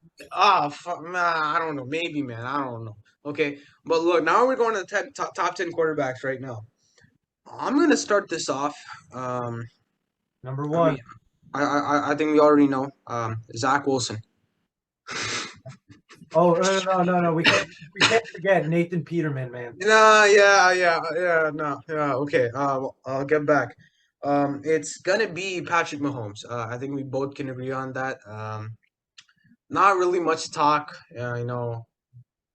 He's crazy with the spiral, crazy with everything. Walks on water, is literally the god of football on a football field. He's been gifted Andy Reid, he's been gifted Tyreek Hill before in his career. He's been gifted Travis Kelce, he's been gifted Orlando Brown Jr., who he lost now. Look, man's had a great career, and he's still the best quarterback in the NFL because he's only had one bad game, and that was against like I think the Colts or something in 2019. Other than that, he's never had a bad game. Like he's always had a good game. Like if you can be a quarterback where you're running for your dear life against the Tampa Bay Buccaneers, you get thrown to the ground with one knee, and you sling a throw like 50 yards in the air. I mean, oh my God. Like, And that dude, I'm and telling not you, just 50 yards in the air. It's a perfect pass. It's yeah, just on it the spirals. receiver's hands. Dude, I tried throwing a football. Like, I work everything. I tried to be Peyton Manning with, like, see, Manning used to take two fingers outside of it and hold it like this and throw the ball. Brady was like the one finger up. You try to do Mahomes. Mahomes holds a ball like he's holding a ping pong ball, like by the tip. He's like you know when you have like a teacup, it's like, hey, hello, Mike, you want some tea? And just like you sip it like this. Mahomes hold the ball like two fingers up, just like slings it like this, but it Not goes just eight that. It's yards. like I mean, I've tried it myself, right? Like we went to the our senior class went to the beach a week ago, right? And we're throwing the football there. I'm throwing with a couple of guys over there. And I'm throwing the ball. I'm throwing it sidearm. I actually kind of imitated that sidearm off of Mahomes, off of Lamar. But I like here's the thing. Like you see Mahomes, I'm gonna give a full-on demonstration here. Oh, hey, Right? guys, You we got a lesson today, boys. hey, hey, Ladies hey, and gentlemen, we have a Peyton lesson Manning today. and Eli Manning, who? Nah, but okay. What I'm saying You is, can't be saying a single word. Don't you dare sing a single word. Richard Sherman, right in your face, slap. Philadelphia Eagles, three quarterbacks, slap. You don't even start a debate at this point. You haven't seen the Super Bowl win since 19. You can't even be talking. Exactly, slap in your face. no, Home that Alone, wasn't a slap in the come. face. You got That muted. was a slap. You haven't won a Super Bowl since 1994. Explain that to me. Yeah. Um, Okay, exactly. Okay, no, go ahead. Quarterback tutorial. but yeah, okay. But basically, I mean, like you see him throw. Like the thing is, like when you throw a sidearm, most people throw it at like a 45-degree angle, like a kind of like you're using a lightsaber in Star Wars, or you're being Yeah. a sword fighter in the medieval times or These something, puns are getting right? extremely good. Go ahead. Yeah, but like the thing Star is, Wars like, lightsaber with a yeah, I mean, 45-degree yeah, I angle mean, even curve. like the thing is, like Mahomes, like Mahomes throws a little bit like a baseball player. Like Because he most was, baseball yeah. throws Yeah. sidearm, but like you see Mahomes, he's literally throwing the ball at this angle. That's like not 98, not that's not like 90 degrees. That's not 180 degrees. That's like 210. And that's like almost Yeah. throwing the ball underhand, but it's still going overhand with that wrist flick, and it's going Yeah. 50 yards on the dot, straight to one of his receivers. It's Dude, just crazy. It's just you can't incredible. replicate that. You cannot replicate that. I mean, he's number one. Yeah. It's, Yeah. I mean, I mean, everybody, like, the Kansas City Chiefs, they're known for being like the biggest fans in the entire NFL. That's why like you don't even start to mention Patrick Mahomes. Like if you look at a lot of team press conferences, like we're gonna Arrowhead next, Arrowhead next, Arrowhead next. Like they don't even mention Kansas City. They just say Arrowhead because the fans there are crazy. But see, here's the thing. I want to mention this back. Dallas Cowboy fans, let me show this to you. Your Cowboys don't have anything to be happy or crazy that you are level to. The Kansas City Chiefs fans, bro, be crazy. You have the right to. If your man can throw a 210-degree arm ball up in the air for about 50 yards and it looks like a flamingo flying or something, right? Right into a receiver's arms. And you have the best tight end, you have the best, probably the best offensive play caller in the league. You have the best quarterback in the league. Yeah, you should be excited. Why should you not be excited? Like, come on, full Cowboys. You have nothing to be excited about when it comes to the playoffs. The only thing you have been excited about repeatedly is the years 1992, 1993, and 1995. That's it. Literally, that's your entire scope of happiness. The pursuit of happiness literally is not present in the Dallas Cowboys. And you know what's really ironic? They're America's team. Boom. You I see mean, that? it's like if any of you guys follow baseball, it's like the Yankees really. Like for a long time, they were winning World Series is like every Yeah. year. Their fan base was so insufferable. Like I cannot tell you how many people I know who like would tell me, oh, I see a Yankees fan. Like they'd be like, oh, I dated a Yankees fan. Once I found out she was a Yankees fan, I dump her or something like that Yeah, because yeah, they I were know. so insufferable, right? It's like it's just so like but they were in, I mean they had the right to because they won 27 they won 26 World Series in a Yeah. span of 80 years. Man, That's just incredible. They made a World Series every decade. And most decades they won like 4 or 5, right? Whereas the Red Sox, they consider themselves rivals at that time. Now, of course, it's different, but yeah. at that time, like they had not beaten the Yankees in a lot of playoff series. They had not won a It's World kind of Series. like this. It's like the Lakers and Celtics in the 60s. Yeah, yeah. I mean, like Yeah. it's like there are certain teams that just like you cannot say anything because they've not done anything, right? Yeah. I mean, they've been the I kings mean, of the AFC West since 2016. They've beaten every. yeah.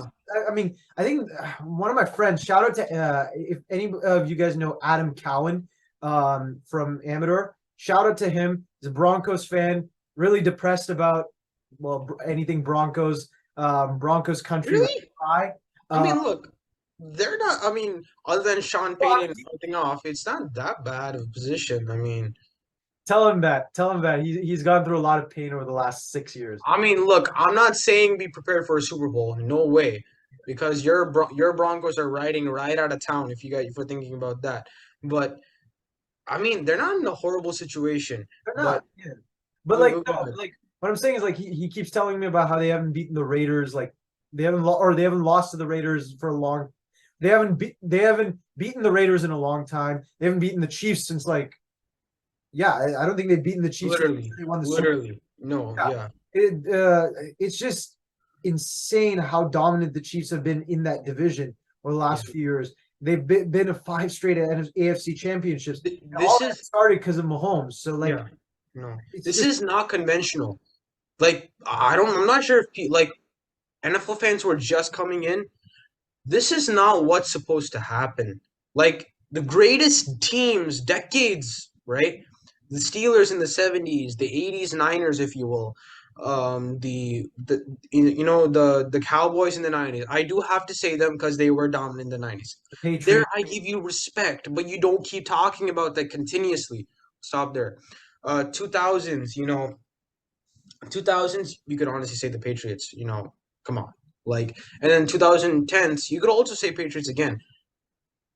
I've not seen a team almost as dominant as this, though. Over a 5 year stretch, I've not, personally, no. Because this is, the thing is this every NFL fan knows. There's like, even though, like, there's 99% of you, like, you're like, oh, it's not going to happen. 1% of you knows there's no shot they don't win the Super Bowl again. Or Yeah, he- the only man who's beat them, who I'm coming to now, who I think is the second best quarterback in the NFL, is Joe Burrow. The only other guy who's done it. I mean, I think we're both on the same page there. I've expressed it before. I don't like the guy. It's just because I don't like him. There's nothing about his play. It's just like, see, People don't like Tom Brady because he's good. I'm like that. I just don't like Joe Burrow because he's that good. Like I mean, he's insane. Like the talent that he has, the people that he has around him, Zach Taylor, who's improved tremendously as a play caller, has not been like Sean McVay, Kyle Shanahan outsmart the league that way, but he's a very, very good play caller. And only reason, if people talk about Josh Allen, Justin Herbert, and like Jalen Hurts, the only reason why I'm putting this guy in front is because he's the only guy who's been able to beat Mahomes. Only guy. Only guy. Brady's beat Mahomes in the Super Bowl. I think that was it. Other than that, this man has beat Mahomes time and time again. So that's why I got to go in second. Yeah, I mean, yeah, sorry about that, guys. Technological difficulty, but moving on. I mean, yeah, I get your point with Joe Burrow. It's close with 2, 3, and 4. Yeah, very close. And Look, I'm interested to see what you put at 3 and 4, especially 4. Especially 4. I want to see what you do at 4. I mean, I think 3 and 4 honestly right now pretty easy to say. I mean, we have to remember, guys, that like this is a predictions list of the 2023 season. Watch what you say. Watch what you say. Yeah, I say, look, but I still think it's pretty easy. I don't think you can really with the top 4, given how young they are, given their systems and all. I don't really think you can change them. You can definitely argue that there are a couple guys that could be in that category next year, but I do think it's a little out of reach to say that. So I'm just going to be safe here and pick Jalen Hurts and Josh Allen. Really, it's interchangeable. I don't care where you put them. And as far as that, personally, I'd have Jalen Hurts slightly ahead of Josh Allen, but if you said Josh Allen over Jalen Hurts, I'm fine with that. I think Jalen Hurts had a legendary year this year. You talk about pretty much every metric. He was number 2 to Patrick Mahomes, quarterback grade according to Next Gen Stats. PFF grade he was a little lower in, but he was 4th in the league in PFF grade. He was, if I'm not mistaken, 3rd in the league in QBR. I could be wrong on that, but I mean he's just, the best player on the best team. He was. Yeah, I mean, or on the best player on the best regular season team as far as the Eagles go, and the best team on paper, really. The Eagles, I mean, he put his heart out on the line in that Super Bowl, and I think that's really what put him ahead of Josh Allen for me. Given that, I think you also look at what I said earlier about the Eagles and just kind of like what we were saying about like kind of how their offense is, and particularly for me, I think their offense could be better this year than it was last year. And I wouldn't have said that earlier in the regular season or earlier in the off season, but more and more I'm really starting to like this team as far as what they look on paper, and I think it perfectly matches Hurt's skill set, and I think they're going all in. Plus, you got to remember their new offensive coordinator. If I'm not mistaken, his name is Brian Johnson, if I'm not mistaken. Am I correct on that? I think so. Yes, Brian Johnson. He's a former quarterback.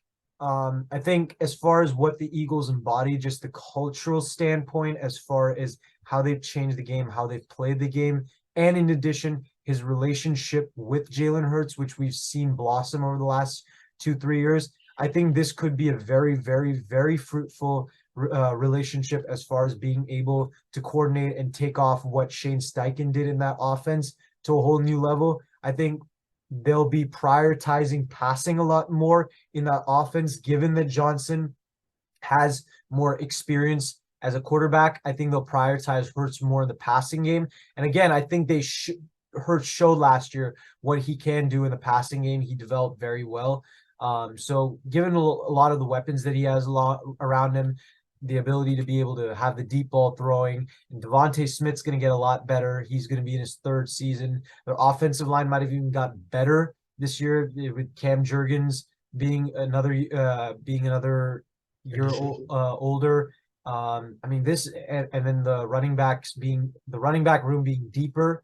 I really think Yeah, I really think that the Eagles, I mean, I really think Hurts can thrive. As far as Josh Allen goes, what's there not to say about him? I mean, he's an incredible playmaker, puts his team on his back offensively. He is one of the most dynamic players in the game, just a freak athlete. I would not want to be a defensive back in front of him. That is really, really scary, given that he is also incredibly violent and incredibly volatile as a human being. If you've ever seen any temper tantrum that he's thrown, he has an incredible arm. Um, he has been top He three can in all trash talk. He stats. can Yeah, he really knows how to trash talk. trash talk. I mean, it hurts you. Like, I'm watching as an NFL fan. I'm like, yikes, if I was a player, I wouldn't. Wow. Like a quarterback trash talking, like that doesn't happen. I mean, defensive lineman, I love it. Hey, mount up, I love it. regulator, mount up. Like, like John Randall, like, yeah, Yeah. that's the type of stuff I like. Like, but at the same time, like a quarterback trash talking you, and then people like really like getting hurt. Ugh. That's a bad man. I Okay, mean, that's not. Hey, Stephen A. Smith, back to you. Bad man's coming up. Bad man's coming up. Just hold on. Just hold on. okay. Yeah, as far as just, I mean, the, as far as just what he's done, I mean, he's been probably the most consistent quarterback outside of Mahomes as far as In his play. in Burrow, you could Can't say. say Burrow, but like Burrow's also had less time to really prove that. That's Okay, why I fair, say that. fair, And at fair. times he's had his like really bad stretches, like week 1 to week 4. Well, that's not because of him though. It's Yeah, because of the yeah. offensive I mean, I line. get what you're saying, but like that's why I mean, there's a lot of argument to be made. I Really, I understand. think where it comes down to that I'm holding back Allen a little bit is his lack of success in the postseason. That's true. Yeah. I can't really blame him for 2021. He was perfect that year. I mean, he was perfect that offseason. It's just Mahomes was a little bit better in that incredible game. This year, though, the 9 sec, dude. The man had 9 seconds to get a field goal. 9 seconds or something crazy like that, and 13 he pulled it seconds. off. 13 seconds. No, or 13 seconds, my bad. But still, 13 seconds to pull off a field goal? Like, dude, I mean, I feel for. Yeah, but But like but I'll say this too. Your pick with Jalen Hurts hurt me a lot on that one. Come on, man, I gotta continue with the puns. It is pun. it's fun. Um, as you mentioned, this is a prediction video. 34-17. We talked about it in the beginning. I wear this every day, and he just left my man off. You were gonna put Herbert that high? Oh, that's okay. No, no, look. I mean, I wasn't about to put him at. Look, yes, okay, maybe not exactly four. I was about to. I would put him at five. Um, but no shot. You have some argument to say that, like, unless you want to put Rodgers at five, fine, I can take that. But Justin Herbert for me is five, and I'll take 5 and 6 if you don't mind, Yash, on this one. Look, if I pick five, it's almost like you have to pick six. But I don't know. I could be reading. I don't think I'm reading your mind or anything. But I'll take five. You can take six. Five has to be Justin Herbert for me. It's not because I'm a biased fan or okay, yeah, it is biased. You know what? No, it is biased. I am a fan of Justin Herbert. Nah, I'm gonna be here looking like I'm some kind of holy. I'm gonna be all fair and stuff. No, I'm a fan. I'm gonna put Justin Herbert at five. Look, this man is crazy. Like I mentioned this a couple of weeks ago when he signed the most expensive contract I think in NFL history. Um, He's been in the top two in almost all major passing categories in NFL history. That's the likes of Dan Marino, Tom Brady, John Elway. The list goes on. If you want to date back all the way to Otto Graham, sure, why not?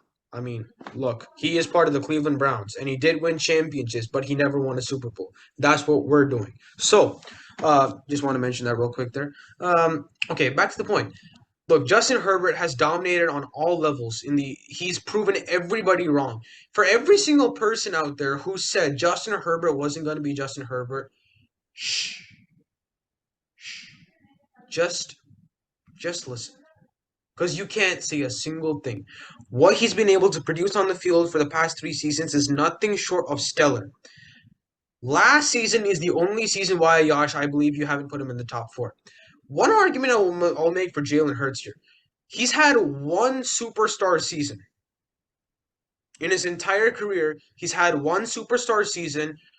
Granted, I mean, just amazing leadership skills and leadership ability. I mean, Michael Irvin, I have to mention this. That interview with Rich Eisen, he says like when the temperature goes up, we go up or something like that. And then, whoo, and then he just got up and he did the whole dance. Like, imagine seeing that in a locker room. Like that's insane effect. So from a leadership perspective, I think yeah, with all that stuff, he's up the top. He took his team to the Super Bowl. Granted, all that stuff is there. But at the same time, he's had one fantastic season. We haven't seen the consistency that Justin Herbert's able to pull off every single season. The only reason why last season's been sold is because he hasn't had that stats to back it up. I'll say this: he hasn't had anybody to have had that to be able to back that up. His entire offensive line, for the most part, injured throughout the regular season. Mike Williams, Keenan Allen, most of his main target throughout the entire season was Gerald Everett, who was a tight end who was more of a blocker than a receiver in the first place, right? That's one. Number two, you had Austin Eckler, who I personally believe he had a down year last year. That's what I personally believe. Um, but he was still a good, definitely a great addition, rather, to our team. You didn't have the same receivers. You had the grandson of Vince Lombardi, Joe Lombardi, who look, I'm not exactly going to be the say that I was extremely happy when he left. No, I think he had a great first season, but the second season it fell off. But I think a lot of it was due to injuries. He did have that rib injury, which for a quarterback is insane. It's not easy, and we do have to remember he almost pulled off a victory at Kansas City. We do have to take that into consideration, and beating Kansas City is respectable above all levels. So with that being said, I think Justin Herbert at five. I think I don't know. You could say Aaron Rodgers based on where he is and the position that he is in now. But I think Justin Herbert for right now is a solid pick, especially what we saw after that 34-17. I think we're going to see a different offense, a whole different makeup, a whole different Justin Herbert. I think it's going to be a much more accurate, much more Herbert like Justin. So, you know, he's going to pull it off just in time. Ah, okay. That Come on. was that's Come another on. minus fun. The other No way. He's here's gonna what pull else it is off good. just in time. He's gonna pull it off the clutch just in time. Come on. Nah, Herbert, Come on. you would have to use that for someone like Mahomes because he had the 13 seconds. You can't use that for Herbert because Why not? Why not? Have you not seen the man pull off had the insane ends? he had the 27 lead, the 27 point. Look. I will say this. I will say this. First of all, are we disregarding injuries on that? Are we disregarding injuries on that? No, no, Right? We're taking I'll get to that. I'll get to that real quick. I mean, all I was gonna say with Herbert is personally, I wouldn't have had him number five. I think there are a lot of where would you have had him? from an if I would have had him probably like seven. That's ridiculous. Like see, Who are you putting at 5 and 6? No. Who are you putting at 5 and 6? I'll get to that real quick. But here's the thing. Like Herbert, I get what you're.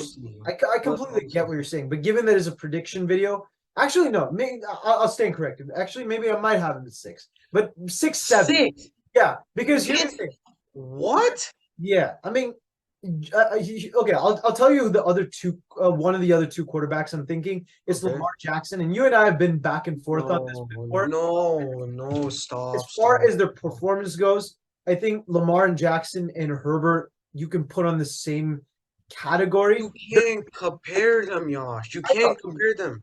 they're two different types of players, but as far as they're they've been a little volatile over the past two seasons. Lamar had a bit of a bounce back year last year, but in 2021, even before he was struggling. But like Mahomes Okay. or like Herbert, he was carrying the team to a really good record. That's Okay. what Wait. Just 1 second. Answer me this. Who has had more consistency over their career, Lamar Jackson or Justin Herbert? Just give me one name. honestly I can pick that You, because you, I oh think it's pretty equal. God. But I get I get your What do you mean? because okay, here's the thing. You look at Lamar, right? let's actually ignore the MVP season even, right? Okay, Let's fine. start from 2020. Sure.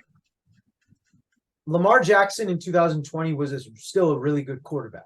That's, Fine. I would say, around where Herbert, I think, was a little better in 2021. Maybe a little more than a little better, right?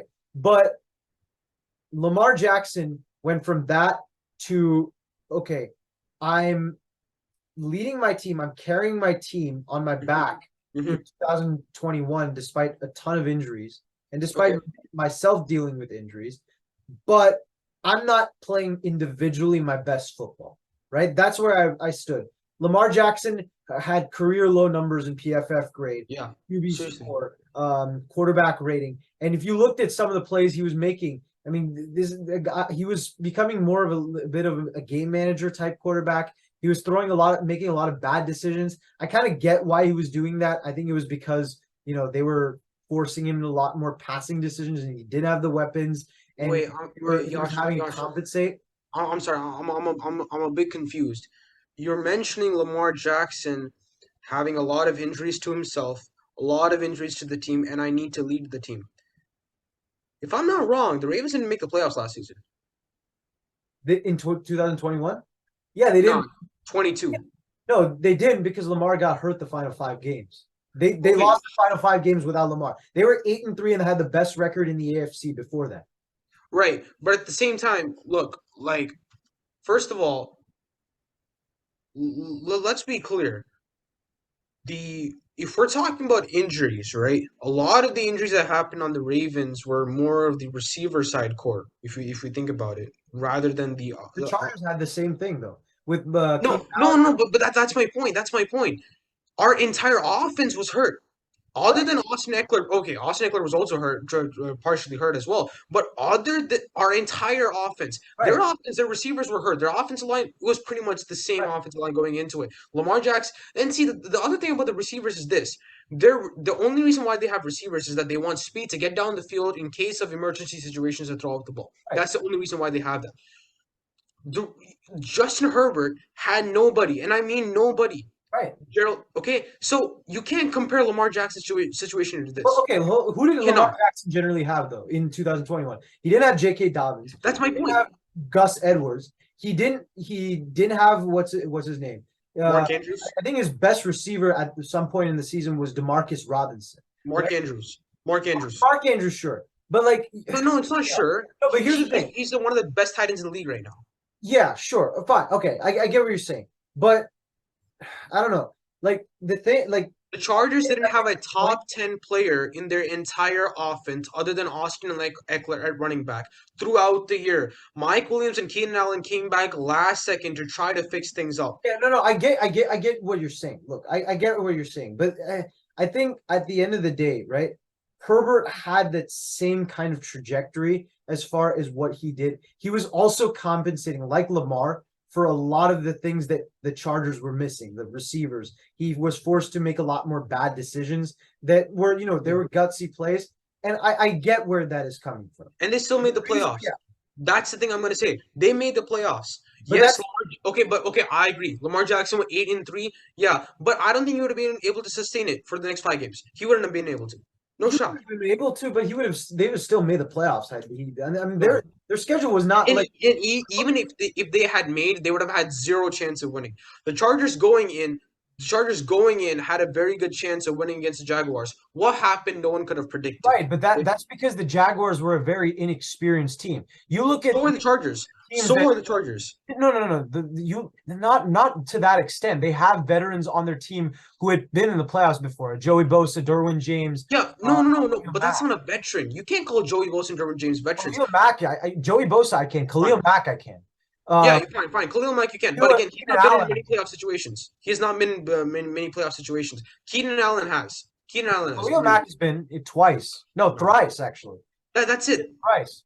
That's it. That's not it. Look, if you're saying playoff experience, right? If you want to bring in playoff experience, I mean, guys like if you're talking about guys from like the Patriots or something, like see, we were No, going back to that's Super Bowl. That's a little different type of playoff experience. I'm come not on. talking about that type of playoff. I'm Like just just like talking three about, playoff games or I'm talking something. about borderline. Yeah, but I mean, you look at the teams that they like. You look at the final 6 games that they lost, right? It was 6 games, not 5 games. Forgive my incorrectness, Okay. but it was they lost by 1 point to Pittsburgh, right? Okay. This was a game that Lamar played, but they lost on a 2 point conversion. Uh, Right. that was dropped, if I'm not mistaken, by Mark Andrews. Then they lost to Cleveland. Which was a bad pass. Which was a bad pass by Lamar Yeah. Jackson. Green So Bay, they lost by 1 point. That was a game that Tyler Huntley played pretty well. Imagine if mhm, Lamar was there. I think that would have been an even better game. Cincinnati, they right. got blown out. That's a game I think they would have lost for sure. The Rams, they lost by 1 point. They lost by 1 point because Huntley made some bad decisions in the final minute before the Rams Okay. got the ball, and then Right. The Ravens defense couldn't stop the Rams. Yash, if you could remind me, what was Lamar Jackson injured for? What was the cause for the injury? Uh, hold up. If I'm Because I not don't want to bring something related to the injuries up. I can search it up myself, you yeah, know. I don't fully remember. Injured, Hold up. injury, why? Lamar Jackson got injured in 2021 because of an ankle injury. Ankle. He was out. Wait, no. He was out for 6 games because of an ankle injury. Justin Herbert went through. I think he had surgery, if I'm not wrong. Literally with ribs. Rib injuries are just different, and he But no, played through. For Lamar, I think an ankle injury is different too because you remember he's more of a running quarterback. Justin Herbert can run the quarter can run the ball too. Like Right, but let's Herbert always say is more of a pocket sure, quarterback. That's sure, why. but I mean at the same time his offensive line was the entire offensive line was down. Right. So that's where I'm giving him credit, and that's where I'm giving the benefit of the doubt. He wasn't like from an analytical standpoint, he was not that good at all last year. Right. He was closer to average, and I'm not even saying that. I'm not going there. I think that's a little bit of an extreme. I would like if you're going from just the tape standpoint as far as how he Yeah, did last year, he's more of like an 8 to 10 QB as far as gameplay, and then impact, he's more of like a 3 to 6, somewhere there, right? So in total, I think it's 7. And I think like, yeah, I mean, you can argue maybe 6 given the weapons he's gonna have next year, Keenan Justin Allen, Herbert's. No, right? I'm sorry, Like man. That's way too this is low. where the reason I put him there is like what I said with Lamar. I think it applies. I think the thing with Lamar, right? Lamar still didn't have any better weapons this year other than Mark Andrews, and he still played a lot better than he did in 2021. And I think Herbert will get back to that level. I just think that you have to also Yeah, take into consideration that there are other but quarterbacks, look, one that are going to break. no, no. Even then, But even then, two, you have when taking in consideration just like all of that, I think just like I think Herbert can improve. I just think that and he will. That's not something I did. But when you take in consideration the other quarterbacks that I think could possibly break out and just had the season, I think 6, 7 is more of a fair place for me. I think that I mean that's where I put Lamar last year, right? So that was where I put Lamar. That's why I that's was where I would put Lamar this year.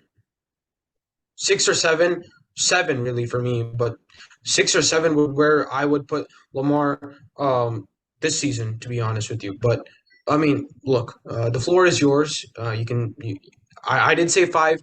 We look, this is what I mean, guys. See, the top 3, we were all chill. We were all top 4, really. We were all chill. We were all really happy. And then out of the blue, we go on this whole hiatus where like, how can no for me? Here's the thing, okay. Lamar Jackson, frankly, to be honest, he's been closer to average than a good quarterback. That's my honest assumption of Lamar Jackson. Like, I mean, I know, I'm going to be brutally honest. He has not been the same quarterback he was 2 years ago. And granted, that because that was just, he was different that season. That's an MVP season, granted. But at the same time, like, have the Ravens been astounding? No, they've quite frankly been average ever since that MVP season. Seriously, no, they've been average. They have not been the same caliber that MVP season had. Well, that Seriously. was different though. That was like that was No, a legendary fine. 14-2 team. Yeah, no, but that's my point. If you are at that level and then you fall off a cliff and then you're staggering to get back up, yeah, you went from great to Staggering though. They currently had just the best average. record with an injury plagued roster in the No, AFC. no, no. But see, here's my point though. If you go from a 14-2, you come back down and you're still staggering throughout, right? At some point, there's got to be a red flag. I think personally right now, Lamar Jackson is closer. He's a good quarterback, but he's not a great quarterback. I'll leave it at that. But he's closer to average. For me, he's closer to an average quarterback. Justin Herbert is miles away from an average quarterback for me, Okay, especially with the I talent that disagree on where Lamar stands. I think he and Herbert are in the same tier, but that's I look. Look, I mean, we know we're both going to disagree on that. That's fine, But that's why we're here. That we disagree all the time, but that's why we're here. So I went with 5. I'll give you 6 and 7. We already know, but go ahead. Well, depends on what you keep at 6. If you go, okay. I mean, okay, yeah, but okay. I want to first off and start by telling people this is like a part where when it comes to these types of prediction videos, Akilish and I might disagree on kind of like what the criteria are, but yes, it's just like very much, very much. I'm always going to go with the younger quarterbacks first. And for this reason, I'm not going to go Aaron Rodgers. As much as I really, it's a really toss up with me given the bad season he had last year, but also he's going to a good team. Oh my god, come on, man! What? What? No, okay, Stop! No, no, okay. no, no, no. Well, hold up. This is a You pun. gotta go with the This is bias a thing. pun. Hold up, you gotta go with the bias thing. So I'm gonna go with mine. All right. It's not biased. No, hold up, hold up. No, no, no, no, no. Oh, come on. Listen, you guys see this? Niners fan cave. Niners fan cave. I'm a 49ers fan. Deal with it. I'm going to be toxic about this, but Brock Purdy is the number 6 quarterback in the league, and here's why. As the great Stephen A. Smith would put it, you're wrong, and here's why about Aaron Rodgers, that bad man. I'm not even gonna say it that way. Actually, no. You know what? I am gonna. He's that bad man, but he is not number 6. Brock Purdy is, and here's why. Okay, number 1, the 49ers are going to be the best team in the NFL next year. You like it, you hate it, I don't care. That is true. Okay, no, that is true. Hey. Okay, Akilish is gone, so I'm just gonna give a great, nice rant about why the Niners are gonna win the Super Bowl. All right, no, Brock Purdy is genuinely, I unironically, I do think he's the number 6 quarterback for a couple of reasons. For starters, yeah, I mean, he was someone that had great instincts when it came to being able to move around the pocket. Oh my god. What are you doing? What are you doing? What? All right, continue on this rant. Yeah, I can't believe you this, guys. I'm so sorry. I am so sorry. I called this video a pun, but I didn't expect to be pun like this. Look, I said a biased opinion, but that's a reasonable opinion. You just put up Brock Purdy out of an 8-0 start and then breakout video. This is a breakout. It's not a breakout. No, no, no, no, no, no, no. Hold up, hold up. Or not a breakout. Sorry, the predictions of who are going to be the top quarterbacks in 2023, right? So I genuinely think the way Purdy played last year, I mean, we really forget he had 13 touchdowns in what was it, 5 or 6 regular season games. I mean, he would have, if he had a full season, he could have easily smashed at that pace. He could have easily smashed Justin Herbert's record for most touchdowns in a season by a rookie. I mean, he was at a wait. Hold on, no. Smash the record for Justin Herbert. 13 touchdowns in 5 games. Stop it. Just stop it. Okay, I'm gonna be seeing this, but just stop. Just stop it. Okay, all this nonsense. You guys, no, stop it. Stop. No. Just stop. Just stop. No, hold up. Okay, your offense. No, stop. Your offense was at a point at one season where what's his name? I don't even know his name now. No. Literally, I say no to you. I say no to you. No to you. Okay, you can't have Brock Purdy, a guy who's playing on a run scheme offense. Let's make it clear. Your favorite player, Deebo Samuel, is known for running the ball more than he is catching. Okay, it's a run scheme offense. Now, with all that being said, you cannot have Brock Purdy at number 6. It's not just about biased opinions. It's a little bit of reasonability. Like, what's going on? I'm sorry, but if I remember correctly, Purdy was a guy who once he came into into being the starter for the San Francisco 49ers. They went 5-0. George Kittle, as far as his receiving goes, resurrected his career in some sort of way. Had Resurrected. 7 touchdowns in the final 5 games or something like that. Debo Samuel, when he started playing again, was getting a lot better. Christian McCaffrey improved his game even so more once Purdy came in. I mean, you're talking about a guy who knew That's the exactly the only role he was supposed to and executed it to perfection. But not just to perfection, he made elite teammates around him that much better. That's what really stuck with me about Brock Purdy. And I don't think it's just Kyle Shanahan's schemes when you're talking about a guy who has that much pocket presence, especially as a rookie, who is able to evade a defender in the pocket, then get hit and throw a dime against the Tampa Bay Buccaneers, or make this incredible play where he's running around against the Seahawks in the playoffs, gets away, and now he has one job, dives underneath one defender, gets hit, and he throws an absolute beauty of a pass to Brandon Ayuk, who unfortunately dropped it. But that would have been the highlight, the staple to, okay, Brock Purdy is definitely that guy. I mean, he had it all. And he went from being, what's it called? He was one of the 35th. He was a 35th ranked QB according to PFF when he first started after his first game. He went from that to 13th in a span of 6 weeks. That is just ridiculous amount of improvement per game. The 49ers offense improved, I think, something like by 6 points per game when Purdy was playing. And you're talking about him now having more consistency, more chemistry with the receivers he plays. Debo Samuel hopefully will be healthy this year. Christian McCaffrey will have a full season to actually learn the playbook. You're talking about Brandon Ayuk becoming more of a breakout player. George Kittle's still there, and the offensive line is starting to look a little bit more closer to what it was in 2021 or 2019.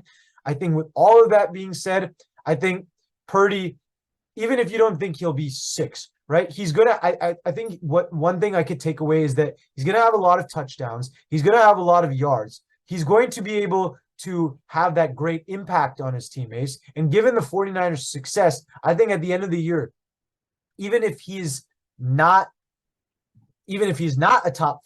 truly a top 5 quarterback, he could at least, I think a lot of people might say, oh, dark horse, Purdy might be the top 5 quarterback, maybe might put him in just because of his basic stats. Now, if we were to break down tape, if we were to break down stats, I don't know if he's that high.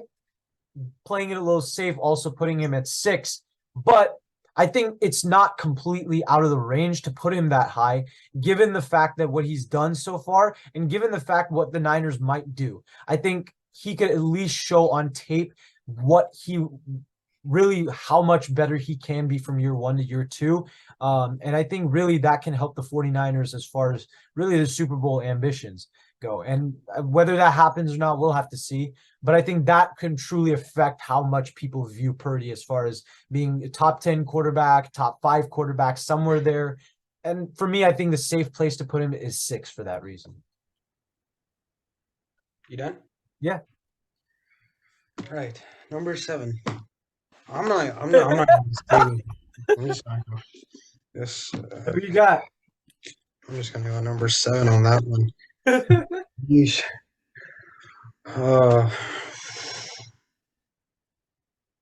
Sorry, I'm gonna put in another pun real quick. Akila's just so mad at my Brock Purdy thing. Shout out to anybody who's watched the show Friends. Very iconic scene in that.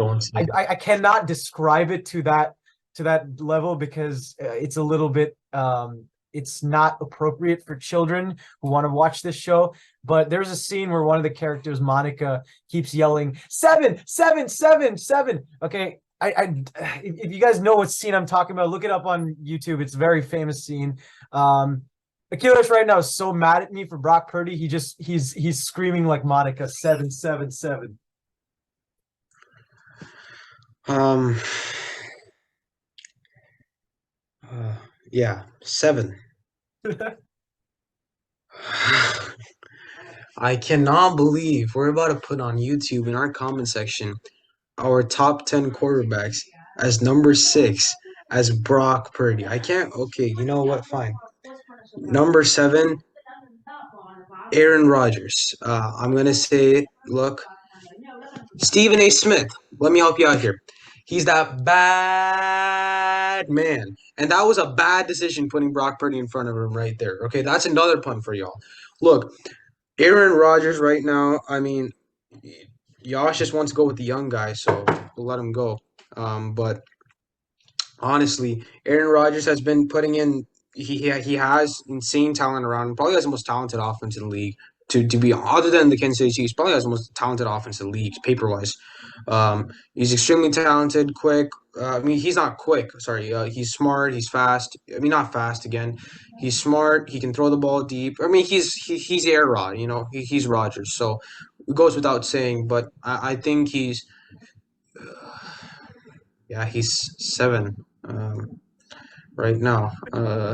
This hurts me every single time. You know, me saying 7 right now it hurts me so much. But Aaron Rodgers is 7. Um, look, guys, I'm gonna end the video. I'm gonna say this, Yash. We're gonna end the video off here. I No, no, cannot. no. I No, got no, more, man. Hey, I'm no, not. no, no, no, Yash, I, Yash, I promise Yash. I'm not gonna be crazy. Yash, Yash, please. I'm gonna end the. I am trying to recover from this, but I need time. I need 24 hours to, or should I say 12 hours, if y'all know what I mean, to recover from this tragedy that I'm faced right now of 13 above who used to be 12. You know, so look, we're gonna end the video off here. I'm gonna end the video off here for everybody because I think we need a separate episode to continue this because this is we have all been punned or as the famous TV show goes, punked. Um, but the title of the episode is punned.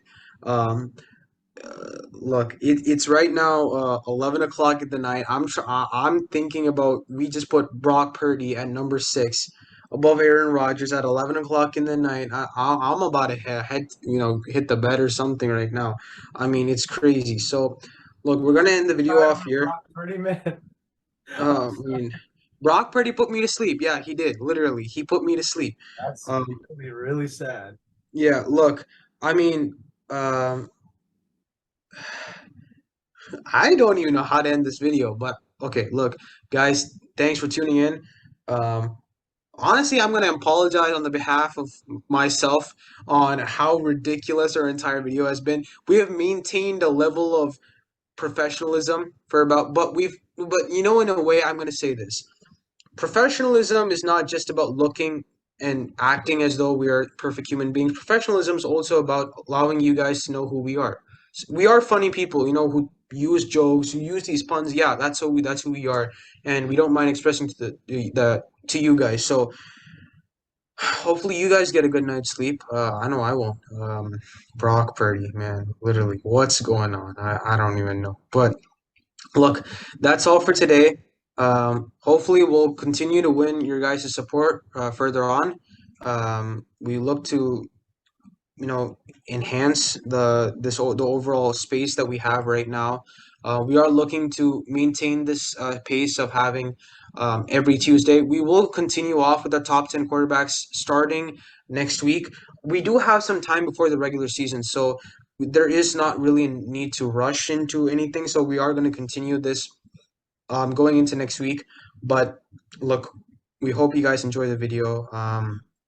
We've had a good time today, a really good time. I think all of us, both of us, we've had a good time. Make sure to hit that like and subscribe button.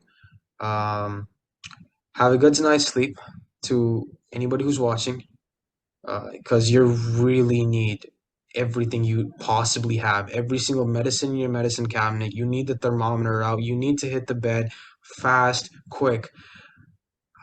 Good night. Seriously, guys. Good night.